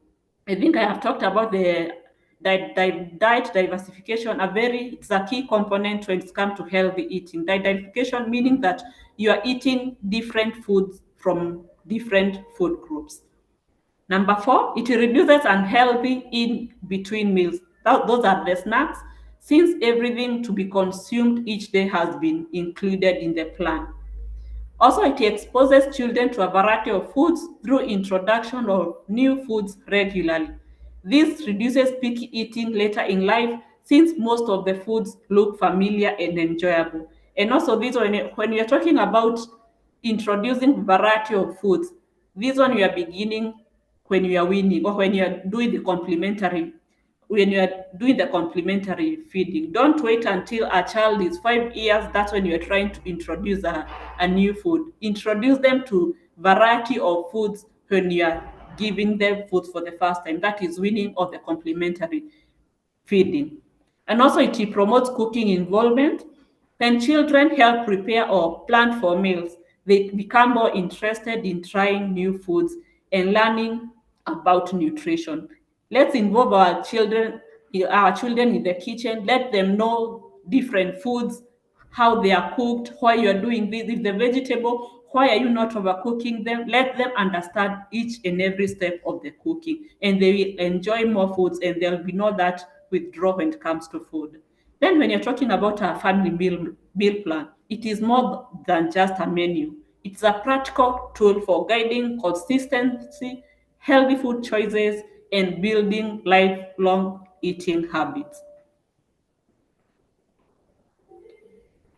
Next slide. Thank you. We are going to look at the role of nutrition and physical activity in preventing and addressing childhood obesity. And we have a statistic there from WHO.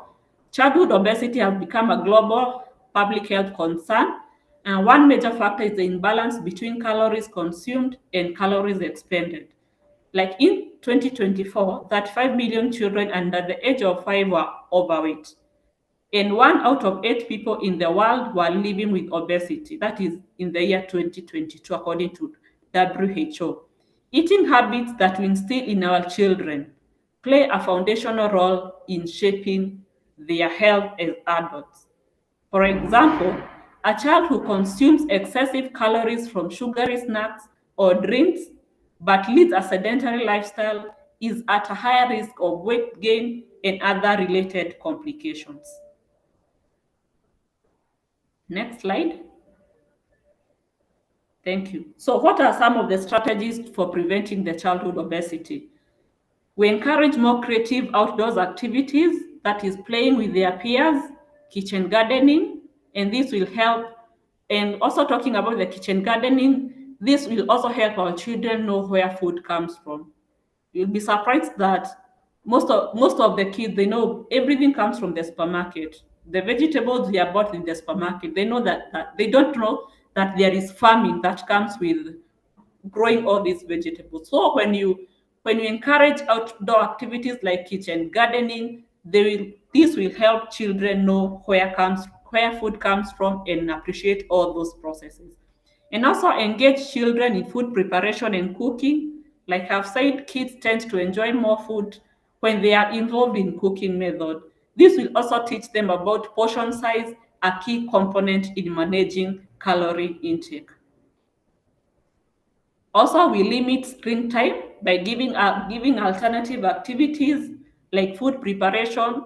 As a mother or whoever is in the kitchen preparing the food, involve them, take them away from the screen, because also when it comes to too much screen time, that's why we find that the calorie expenditure is way too low compared to the calorie that we are giving our children. So involve them in food preparation, other chores, and distribute all these chores among the family members. Also, provide healthy snacks and to avoid refusal, giving healthy foods while a child is still young. Provide healthy snacks and to avoid refusal, give healthy foods while a child is still young. They will grow up appreciating healthy snacks over bad ones.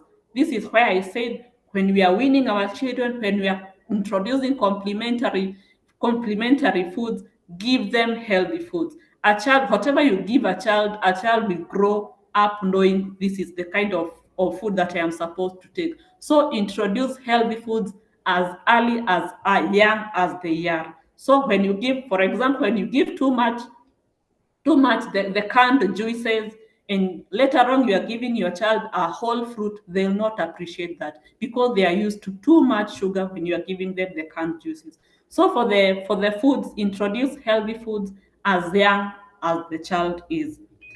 And also, prevention of childhood obesity is not a responsibility of one person or institution. It requires a multi-sectoral approach involving the families, schools, healthcare providers, the policymakers, and community. Establishing healthy habits in childhood, like enjoying nutritious meals together as a family, staying physically active, and learning to make informed food choices, lays the foundation for a healthier, more vibrant adulthood. This is where, like, whatever you are taking as a child, it will come to echo. Whatever we are giving our children will come to echo in their adulthood. Next slide, please.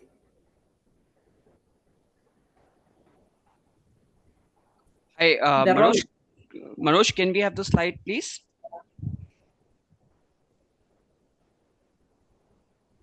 Hi, there's a technical glitch from Manoj's system, so just give us a couple of minutes. Okay. Okay.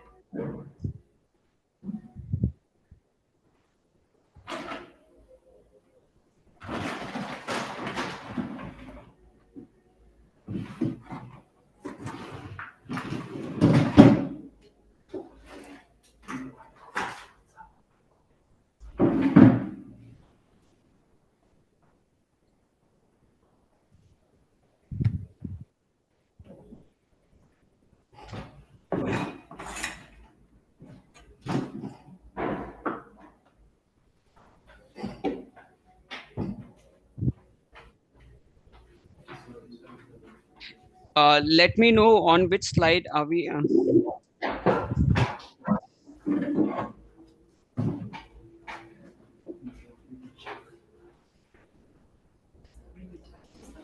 Let me know if you can see my screen, please, and you can see the presentation.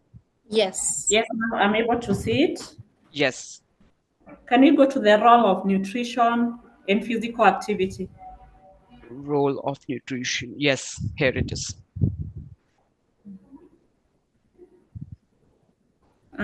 Let's go to the strategy of encouraging healthy snacks choices at school, kindly. I think I've tackled that.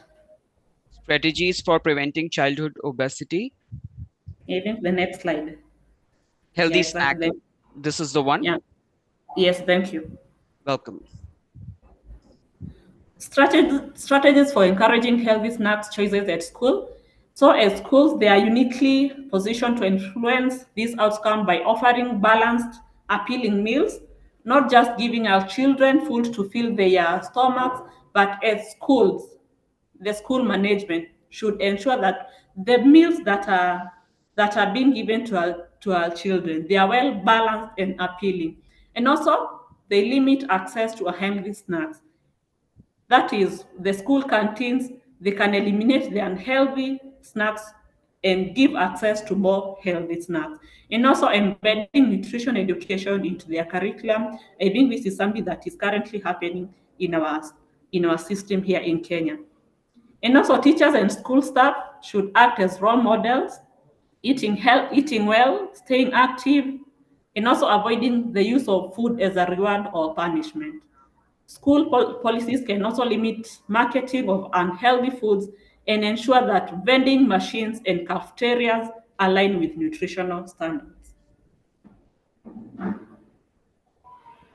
Next slide. Thank you. This is the role of the importance of engaging parents and the wider community in nutrition education. Food is communal, and for us to create a supportive environment for a healthy eating, we must engage those who shape our future, and the future here being our children, and the parents, caregivers, teachers, and the broader community. We share responsibility in modeling and reinforcing the healthy behaviors. Eating habits are not merely preferences, they are reflection of values, environment, and knowledge.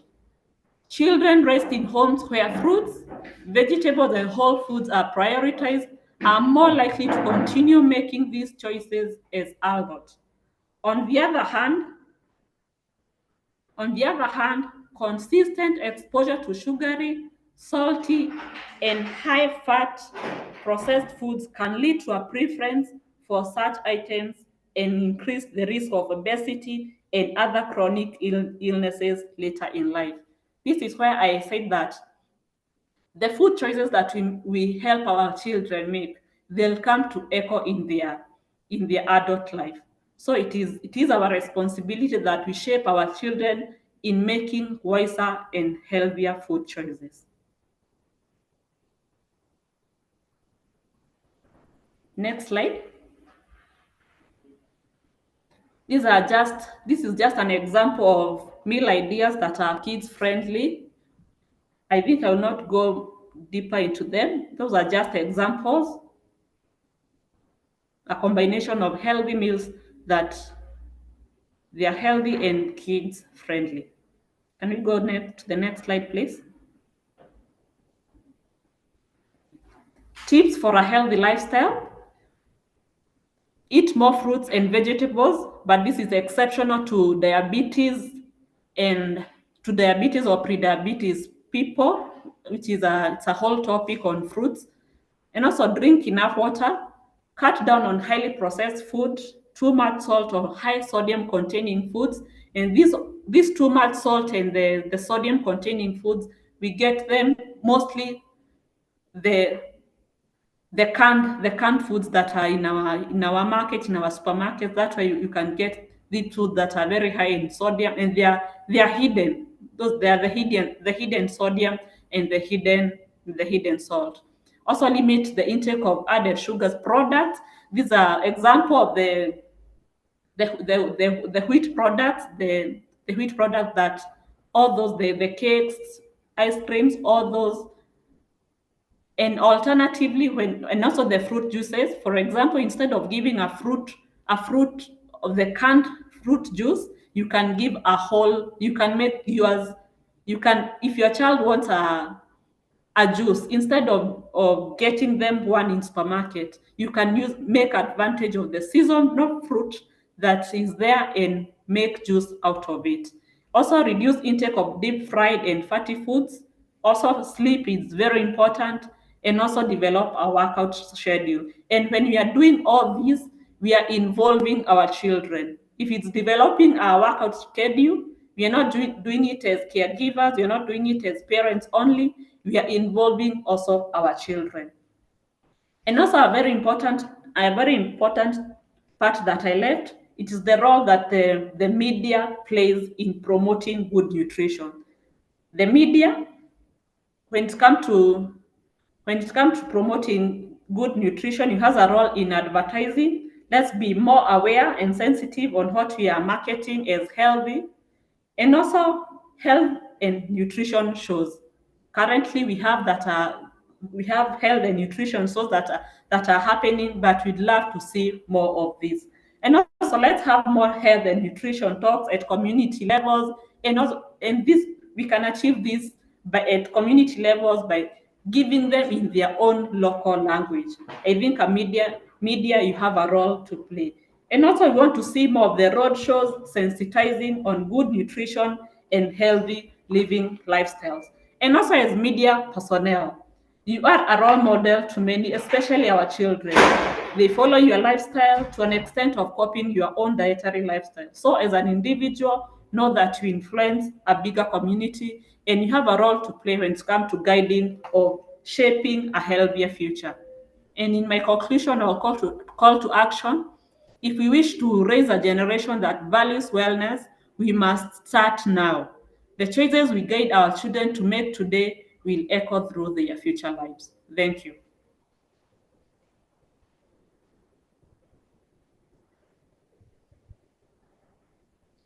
Thank you so much, Miss Lucy, and it was very insightful session on nutrition, education, and building a healthier future together. And this is the first time that we have presented our presentation on this topic on nutrition. So thank you very much. And I would like to request all the media representatives, if they have any question, they can ask Ms. Lucy Chega in the Q&A chat box since we are running late. And now Merck Foundation Health Media Training is Media Health is meeting media now. So this is a time for our next speaker, who's a media, Miss Christine Naguku, and she will speak on the role of media in reaching grassroots communities and raising awareness on key social and health issues. I would like to invite Ms. Christine, and she's Assistant Director in charge of Training and Curriculum Development, Media Council of Kenya. Please welcome Ms. Christine. Thank you. I really appreciate the introduction. I'm very excited that we have very many people who have logged in, and it's actually interesting when you look at the topics that have been presented today and the way in which they link directly with the work that the media does. And it's good that the presenters have made linkages of solutions and things that the media can do to improve the situation. So I want to just welcome everybody and just tell you now, we have now gone into doing the story, into presenting the information that we have received and how we can begin to influence these conversations, to influence policy, to influence the society, to take different actions, sometimes even how to influence the society in terms of how they perceive some of these topics that we are discussing today. So I'll be happy to go through a short presentation and just talk about us as journalists, because I am a journalist, us as journalists, as agents of change. So we can do the presentation now.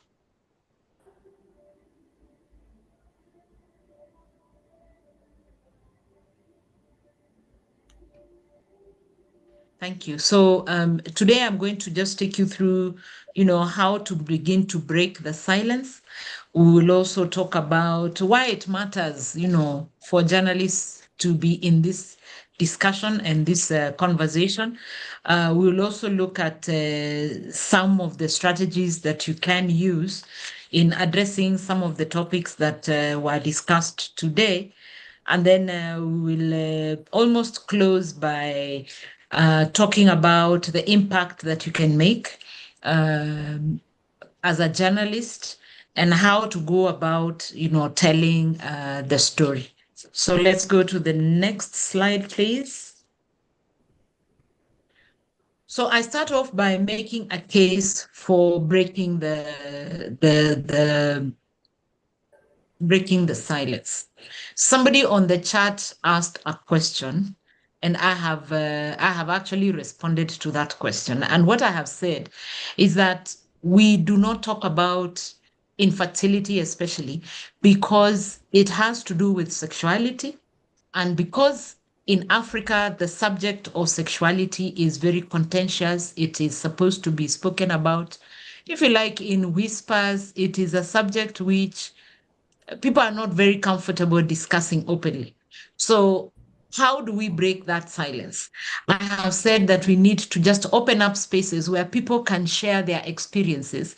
We look at the successes, the challenges people have gone through, and how they have overcome those challenges. So we can begin by just talking about it, giving space for it. The unfortunate thing is, even the young generation, in Kenya, we have this particular reference to the young people. After the millennials, we are talking about the Gen Z, the generation Zoom. Unfortunately, the generation Zoom, who are now in their late teens and early 20s, have also begun to stigmatize issues to do with infertility. But when you look at it, and later on we will talk about it, when you look at it in another perspective, you will realize that the stereotyping is like handed down on the socialization thread. So we need to look at it and say, we can start to talk about infertility, we can start to talk about gender-based violence, we can start to talk about openly about female genital mutilation, we can start to talk about even the lifestyle disease. I remember a time, even not too long ago, where people who had diabetes would keep it hush-hush. In fact, some would even hide to go and swallow their medication, because they didn't want people to know that they have diabetes, because nobody wanted to be identified with having a certain medical condition. So we can start by breaking this silence by giving a voice to the voiceless. People who have gone through infertility are never looked at in a positive way, like they have something to share. They're always looked at in a negative way. Then also exposing female genital mutilation. What is it about female genital mutilation that is not being talked about? The effects are not being talked about. The victims, or I'll say those who have lived experience, are not getting a voice. They are also not being talked about to highlight their own plight. We also need to think about having creative campaigning and collaborative storytelling.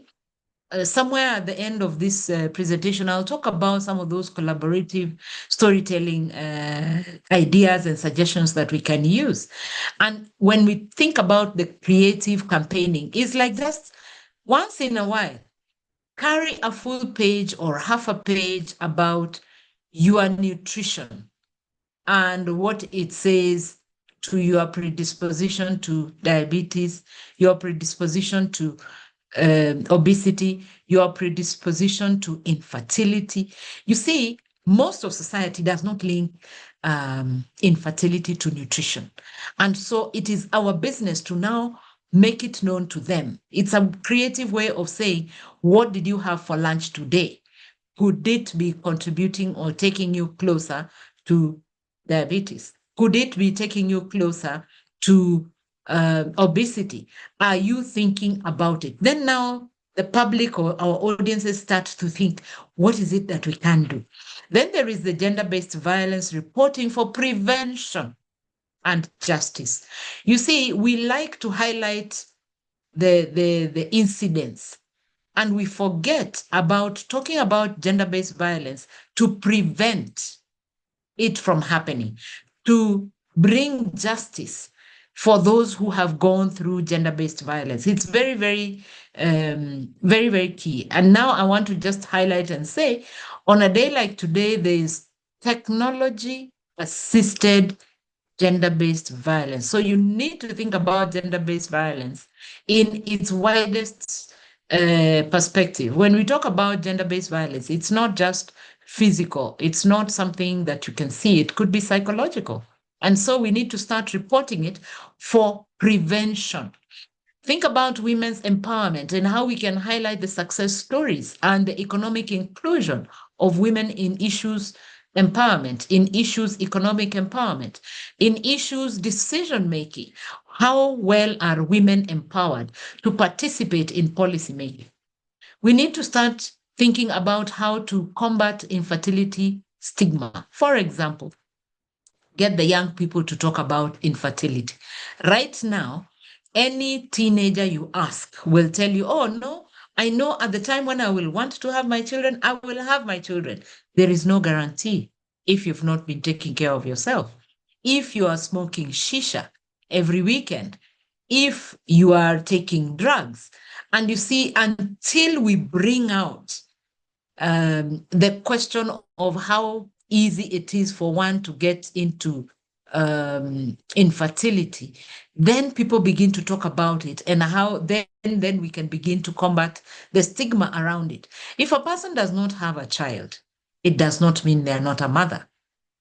I know many women, some even my close friends, who have gone out and adopted children, and they are 100% a mother. Just the fact that you did not go through pregnancy and giving birth does not mean that you're not a mother. Hence the reason for Merck Foundation to start More Than a Mother. More Than a Mother is not about whether you gave birth or you didn't give birth. It is, did you take care of a child? Did you nurture another life without necessarily carrying it for 9 months? 9 months is a very short time. When you think about the lifetime that somebody who has adopted a child gives to a child until they are at the age of 18 or even older. I know my mother was still taking care of me when I was 20. I know she still cares about me on a day like today, and I'm in my late years. So it's important that we think about infertility and motherhood aside from pregnancy. Then girls' education. We need to start driving awareness and the need to have girls enrolled in school, but to transition and complete their education. We drive that campaign until the girls are all enrolled in the preschool level. But then what happens after that? After that, we forget about it. After that, we get into other issues and we forget whether this girl has transitioned into the next. The next slide, please. So we start finding out that it is important to go with the campaign all through. Why does journalism matter in this discussion? Because journalism is a catalyst. I have put there a picture of a very beautiful Kenyan girl. Her name is Sarfin Acheng, as you can see, and she works for the national broadcaster, Kenya Broadcasting Corporation. And for her, she's been writing award-winning stories about empowerment of women, highlighting the plight of women and their health. And so she has been awarded internationally. Now, this is somebody that we need to celebrate. And when you see your story being recognized, it means you have become that big catalyst. At the same time, you've also begun to tell the creative stories about infertility, about health, about gender-based violence, telling the personal stories which humanize all those stigmatized issues. We've also seen that these journalists have impact in terms of shifting the norms. What happens is we build the capacity which fosters reporting on infertility, GBV, and related issues, which demonstrates that the media plays a very critical role in influencing community perspectives on some of these issues that we are discussing today. Again, journalists matter because they fuel cultural change. The minute community starts talking about infertility, about gender-based violence, about FGM, and supporting women empowerment, then they are beginning to accept and say, You know, we really need to rethink our FGM practices. We really need to rethink gender-based violence and fight for policies that push for equality, policies that push for more empowerment and education for our women and girls. We can go to the next slide.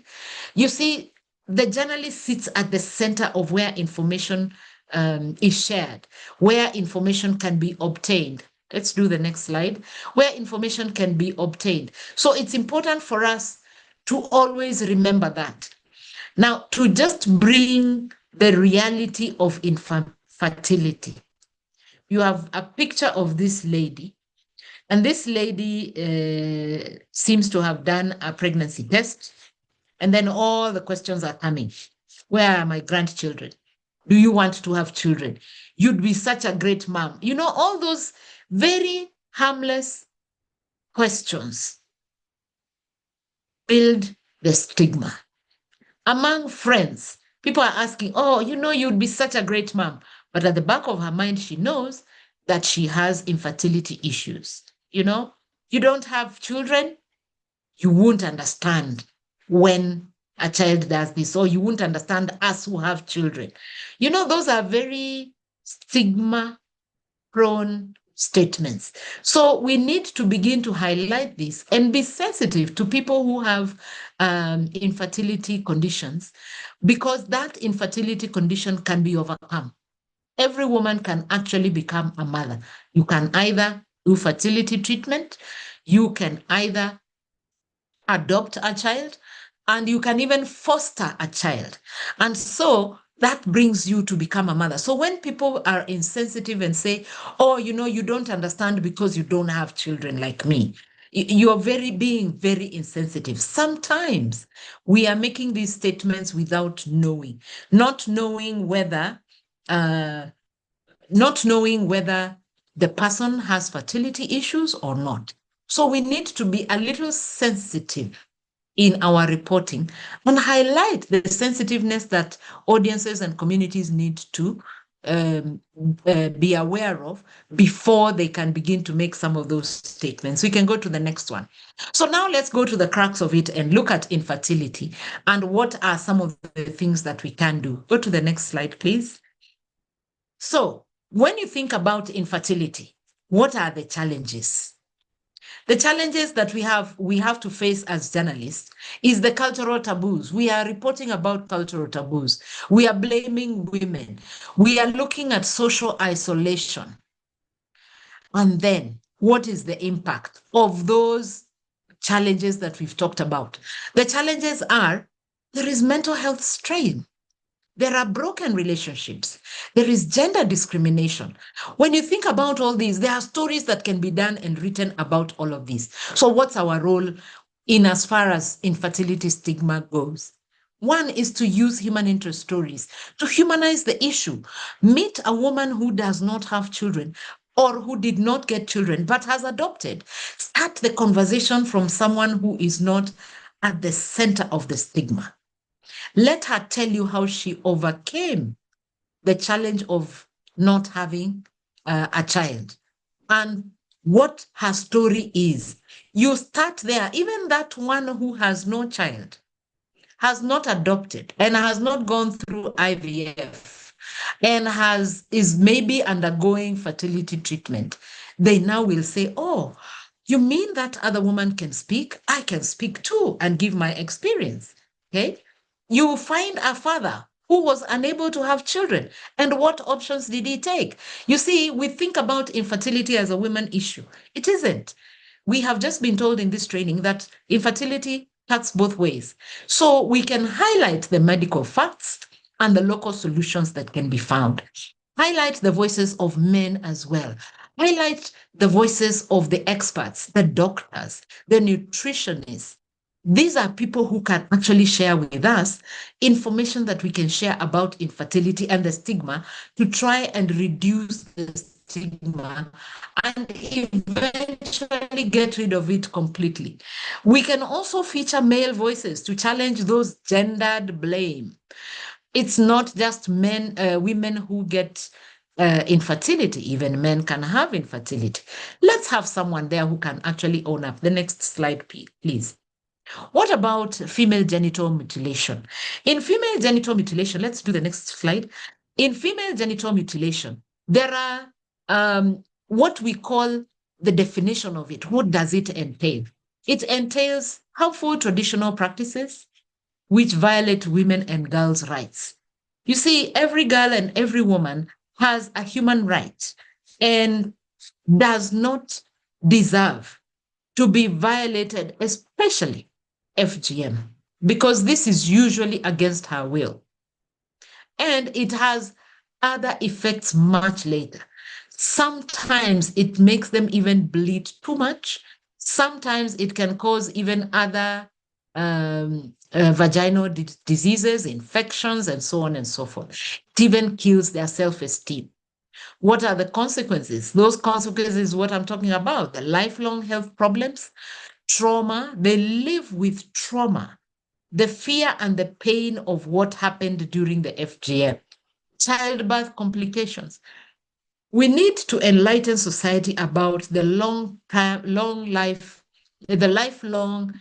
problems that FGM can cause. You see, when they are making the decision for a little girl when she is barely 4 years, they do not see that child when that child is 27, 31, when she wants to have her children, and now she's having problems at childbirth. What is our role as journalists? Collaborate with survivors, people who have overcome the trauma of FGM, people who have overcome the health problems that come with FGM, people who have overcome childbirth complications. Let them tell us their story. Let us hear from the health experts. What is their experience when they are helping a woman who underwent FGM in delivery? And what can be done to try and help that woman? How can we intervene? Okay. Let's also talk to the activists, those people who do advocacy work. Can we amplify their voices so that FGM is reduced and our women and girls will be in a safer environment? Our role as journalists is to be sensitive also when we are reporting. Focus on dignity and resilience. When we talk to these survivors or lived experience, how can we focus on their dignity, their resilience, and the lessons we can learn from their experience? I mean, we need to build on their resolve, their will to overcome, and let others know that you can also overcome if this has happened to you. It is our time and our role as journalists to showcase alternative rites of passage in practicing communities. I know in Kenya, we have communities and even churches that have started alternative rites of passage where they say, instead of circumcising your girls, we will take those girls and the boys and put them in a sort of like a rites of passage camp. We will teach them everything about becoming a woman. We just will not circumcise the women, you know, because FGM, the actual cutting was aligned to lessons of how to be a woman, lessons of how to be a wife, lessons of how to be a mother. So now they pick the girls, remove the FGM part, but teach them everything else. And if the church has gone into it, I believe even the mosques, it is time to get into it. It is time even communities began to have those kinds of gatherings where they have alternative rites of passage. We can go to the next one. The next one is about gender-based violence. Gender-based violence presents us with a very interesting situation. Let's show the next slide, please. And we are talking about what is it that it does? What are the forms of gender-based violence? We've talked about the domestic violence, which is, physical assault. We've talked about sexual assault, harassment, early marriage. But I want you to take a step back and realize there is also mental torture. I think one of the presenters also mentioned it. So think about it as mental torture. It's psychological. What are the barriers to to the justice for gender-based violence victims? The stigma. How will I talk about that my husband has beaten me, or that I am going through psychological torture because I am a woman, because I have not done this, or because I have just not given birth? You know, who do I start telling? How will they see me? You see, that stigma makes people hold back, makes people not take action, makes the society not even be aware that such a thing is going on. So it's important for us to think about that stigma, open avenues for people to express themselves in dignity. Remember, in dignity and in respect. Also, sometimes there is a very weak law enforcement. Those who perpetrate gender-based violence, they may be arrested and then they are released. Or they may never be charged, you know?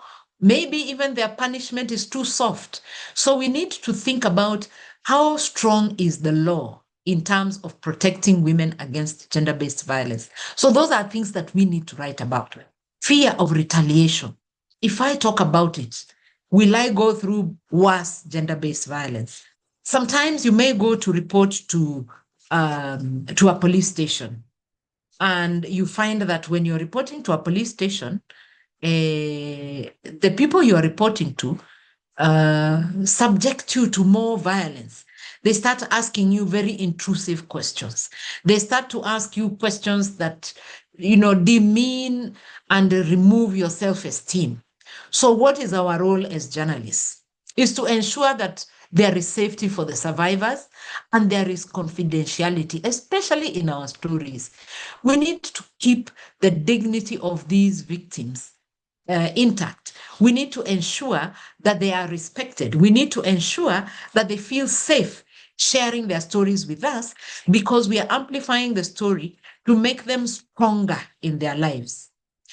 It is our business to investigate systemic failures, especially where the law is very weak. We need to investigate. If somebody has been arrested or has been accused of gender-based violence, was action taken? Were they arrested? If they were arrested, what was the next step? And so on. If we find there is a gap, we need to highlight that gap. Use data to show the prevalence and patterns. How many women will go through gender-based violence? You know, I was a bit shocked when one of the presenters highlighted that there will be so many women, I think about 68 million women who will go through FGM. And that means it is a form of gender-based violence. 68 million women between 2015 and 2030, that's a span of 15 years. What does that number mean? It means 4.5 million women per year. 4.5 million women going through gender-based violence in the form of FGM in a year. We need to put a face to these 4.5 million women a year who are going through gender-based violence. What is the prevalence? Where is it most frequent? What are the patterns? When does it happen? What are the circumstances and the context around it? Let's move to the next one about girls' education. What are the issues around gender-based violence? What is it that presents a very good opportunity for people to administer or to do that gender-based violence? Now, thinking about girls' education, what are the challenges? Challenges of poverty. Africa has very many poor communities, and so they can't afford education. But you know, you need to ask yourself, why is it that it is the girl who is sacrificed and the boy is allowed to use the family's resources, whatever little they have, to go to school and not the girl? You know, those are critical questions we need to start asking. Early marriage. Why is the girl being married off at an early age? It is because the family is poor. They want to get some dowry from the other side, and so give out the girl. When the resources come in terms of dowry, that money, that wealth, those cows, those goats are used to pay for education for the boy. You see, it's time we started to know how we are linking those dots. Menstrual stigma. Girls start menstruation and they stop going to school. Why? Maybe the boys are laughing at them. Maybe the teachers are criticizing them because they stained their clothes. Maybe they are feeling, I can't go to school because I don't have enough sanitary towels, or I don't even have access to sanitary towels. What is it that is causing girls to end their education early? It is very, very important for us to think about the challenges around it. Perhaps sometimes it is conflict. If there's a conflict between two communities, if there's a conflict in a country, people get displaced, and the girls don't go back to school after that. The men will always find a way to put the boys back to school or to give them some form of education. The girls, maybe not. Why does it matter? Because we need to increase economic growth. You know, girls' education increases economic growth. They become contributors to the country's economy. But we have never put girls' education and mapped it to the country's economic growth. So there are issues there. We need to reduce child mortality. Child mortality is coming because of girls' education being low. Remember, this girl did not go to school sufficiently, got married early. Therefore, she doesn't even understand good nutrition for her baby. There is a very high likelihood her children will die because of poor nutrition, because of poor hygiene. Because remember, she was not enlightened. She did not get exposure to many issues and many subjects. So she doesn't understand too much. So girls' education also delays marriage. At least it gives the girl an opportunity to grow. But while she's growing, she's also getting exposed to the world, getting exposed to opportunities for economic growth, for professionalizing, becoming a professional, for taking up some of those dreams that she has had in her life. Our role as journalists, file the success stories of girls who have overcome some of these barriers we've talked about. Look for them. They exist in our communities, but we haven't talked about them enough. We need to also expose the discriminatory policies that do not push for girls' education, not just enrollment, but enrollment, transition, and completion. Those last two steps are always missing in our stories. We say, oh, so many children were enrolled, so many boys and so many girls. Sometimes it's even 50-50. Very good. Did you do a follow-up to find out whether that number of girls transitioned to the next class? Did they transition to the next level of education? If you look at those numbers, you start to tell a story. Again, if there are policies, we talk about them. How sufficient are they? Are they being followed, implemented? If there are no policies, let's start there. Can we have policies? What do we need to put in these policies to encourage girls' education? Can we also push for investment in girls' education, especially the infrastructure? And when I say girls' education infrastructure, this is what I mean. Girls enroll in school. They turn 10, 12, 13, 14. They start menstruating, and the toilet has no sanitary towel bin. In the school, there is only one little strip of, toilets, maybe 2 for boys and 2 for girls. Remember the numbers. Think about the experience of menstruation. You need to go in there, change your sanitary towel, have a good place where you can dispose of it, have a toilet which has water you can flush and clean out any blood that may have dripped. If that is missing in an education institution, girls will miss school for those days. They will stay home so that they can have that infrastructure for sanitation which is suitable. Those are stories which we don't remember to do. We go to a school, we look at the nice infrastructure, classrooms, yes, and oh, that is the toilet block. And then the story ends there. You need to go in there and interrogate that infrastructure a little more. Can we move to the next slide? When we talk about women empowerment, what are the dimensions? The economic dimensions of women empowerment. Remember, I just mentioned a little earlier that women contribute to the economic success of a country. If that women empowerment is missing, what is the economy of a country missing? Are women empowered to participate politically, socially, legally? Are they empowered to be guaranteed their rights?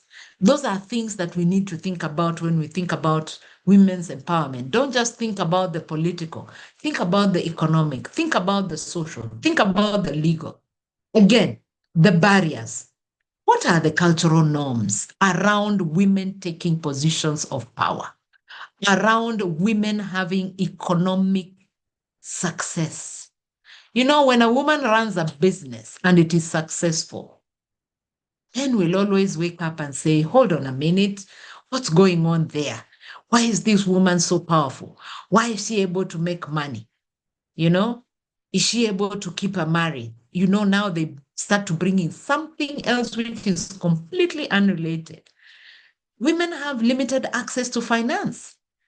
I know there are financial institutions which have started giving finances to women, but half the time they can't find someone to guarantee them. Why? People don't have too much trust in women. They think, oh, when they take the money, they're going to spend it in chama. Chama is those women merry-go-round groups. They're going to take it and just spend it on food. Oh, sometimes we are even accused of taking that money, which is supposed to be capital for perhaps a business, for going to make ourselves look beautiful, to groom, you know. And I'm thinking we need to have a little more faith in our women. Perceptions of what women are. Those are things we need to look at. And underrepresentation in leadership.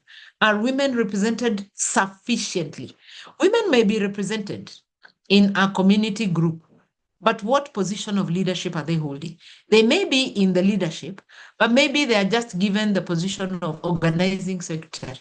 Just organize the meetings.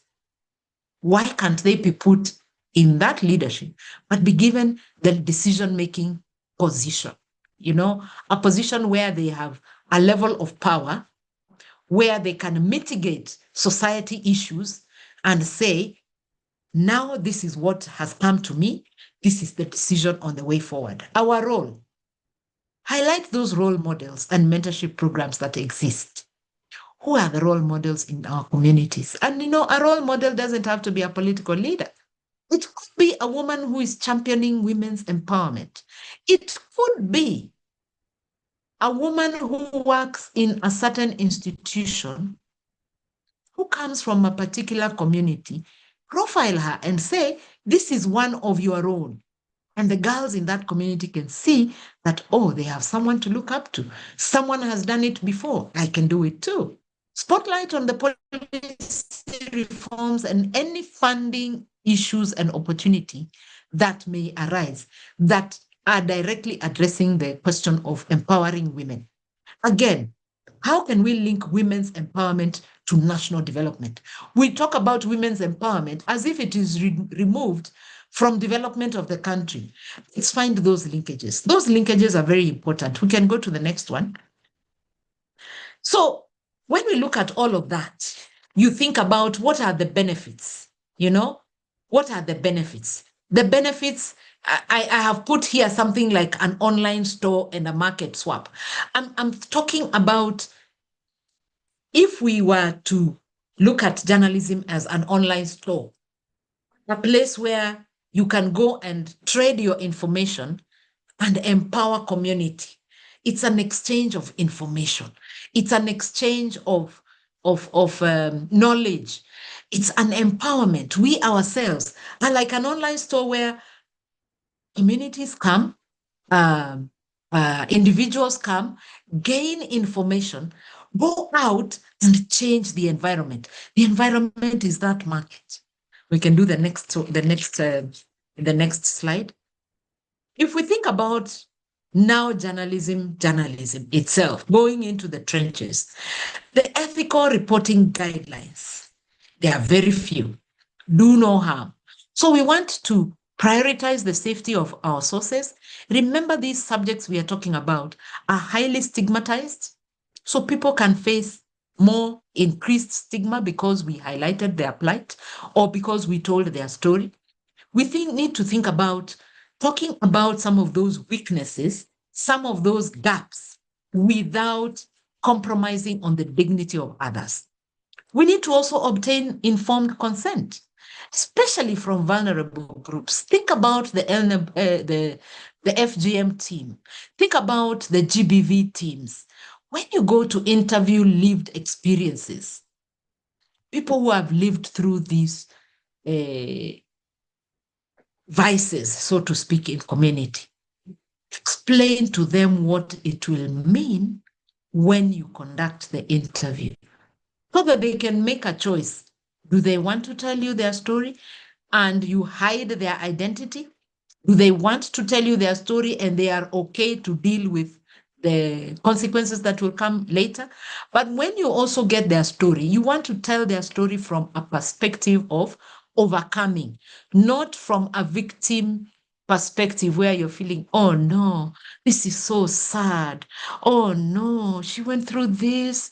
You don't want the audience to respond that way. You want the audience to say, this is a very strong woman. This woman overcame this. I can overcome that too. Use also the appropriate language and the reference.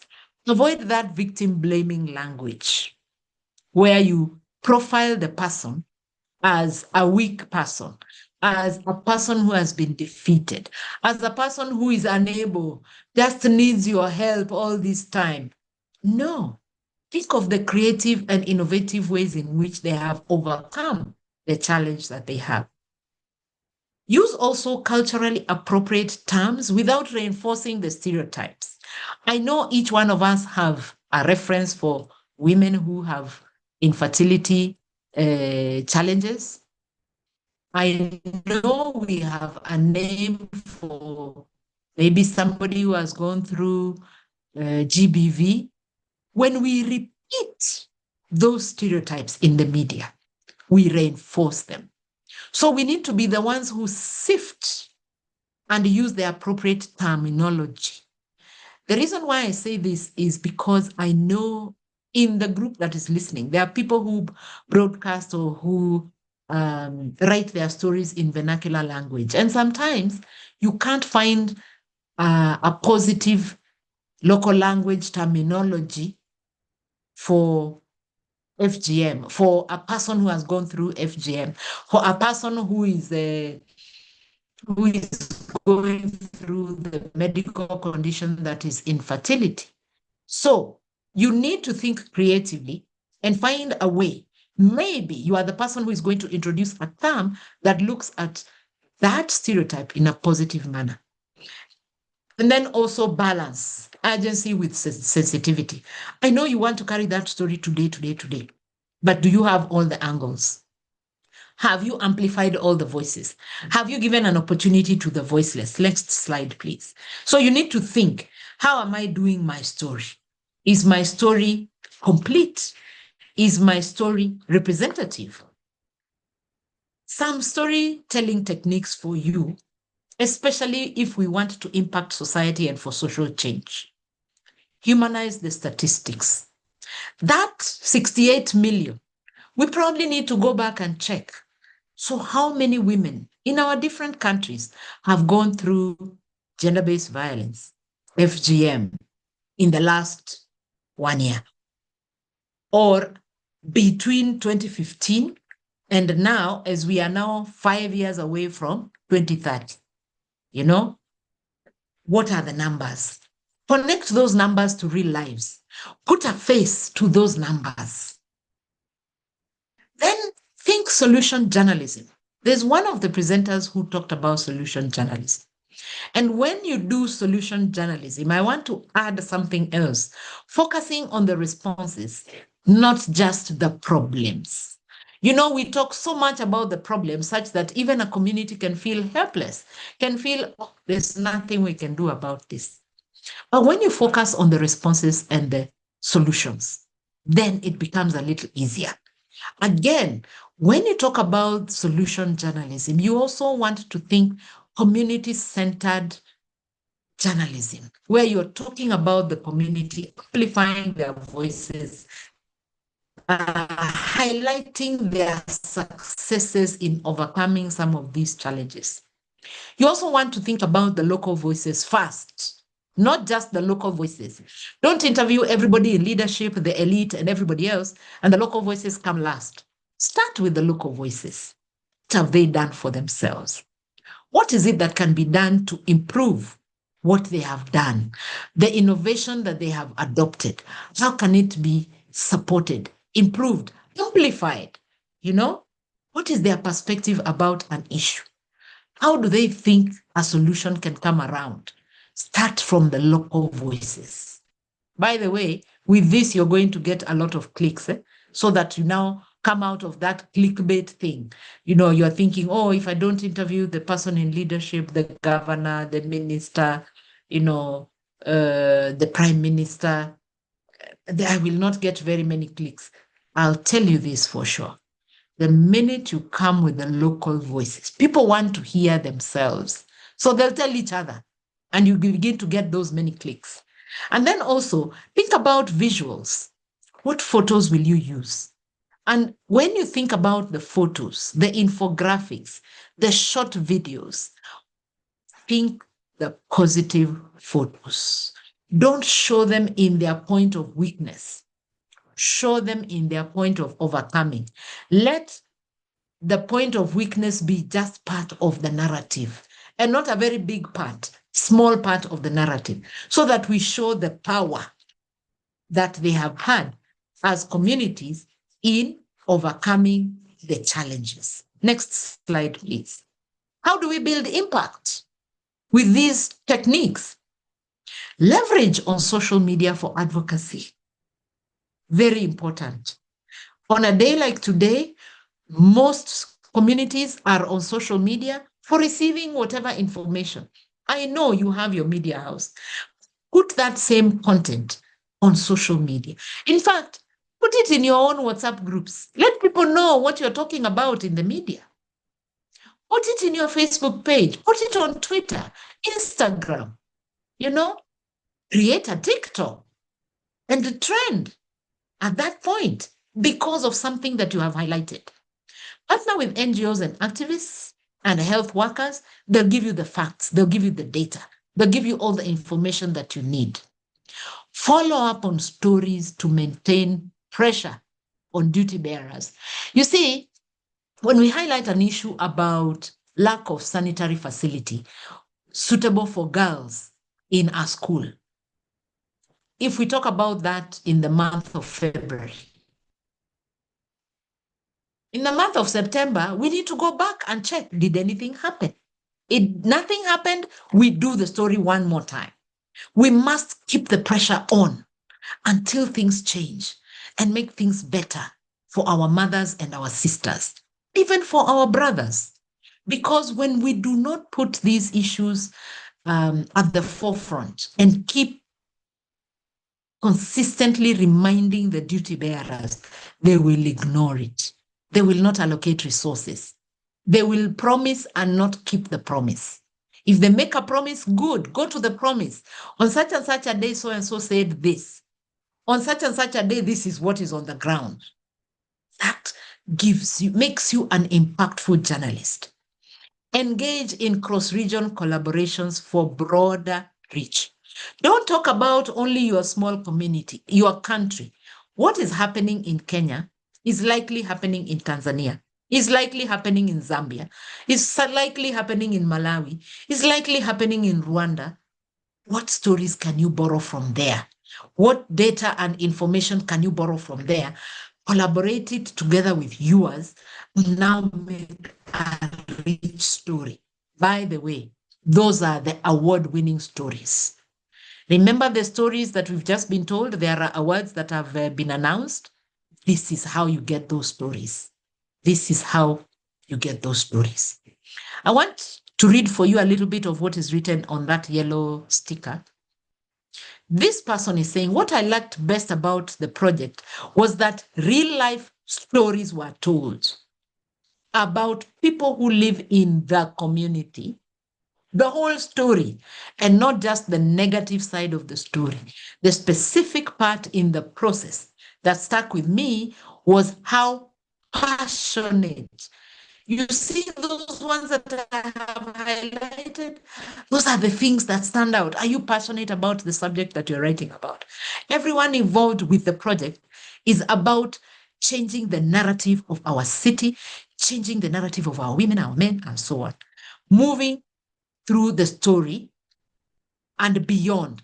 If you tell impactful stories, people will remember them. People will remember you. People will celebrate you. Next slide, please. So these are my closing words. Your pen, your camera, your microphone. Perhaps I should also add there your keyboard. They are the tools for justice. Use them very boldly. Do not fear. Commit to at least one follow-up story on a gender-related issue in your coverage area. Don't forget. When you do a story, don't throw it in the bin. When you do a story, put the next slide. When you do a story, remember, go back to it so that people can remember and take action. Go to the next slide. I want to say thank you very much for the time. Thank you so much for listening to me. And for those who have been sending the love hearts, here is to you. Thank you. Thank you, Hash. Thank you, Ms. Christine. And after listening to this presentation, I would like to say, like, together we become the voice of change and using our tools to shape a better society. Thank you so much for your presentation, Ms. Christine. And now we don't have time for the Q&A.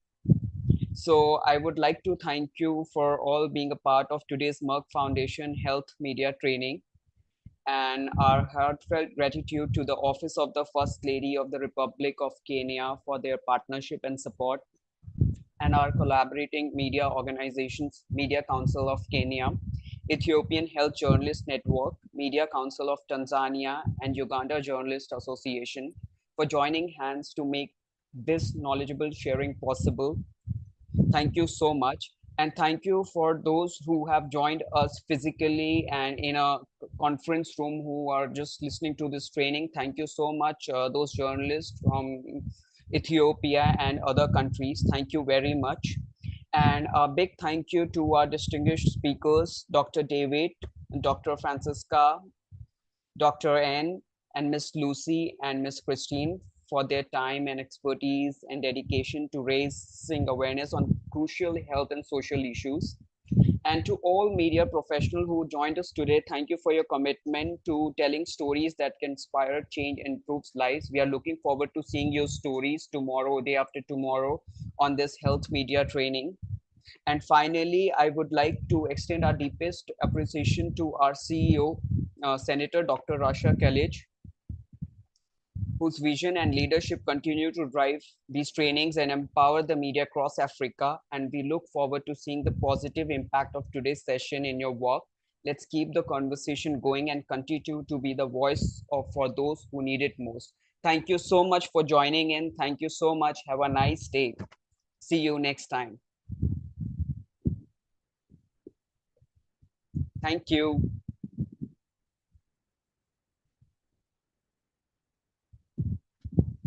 Thank you.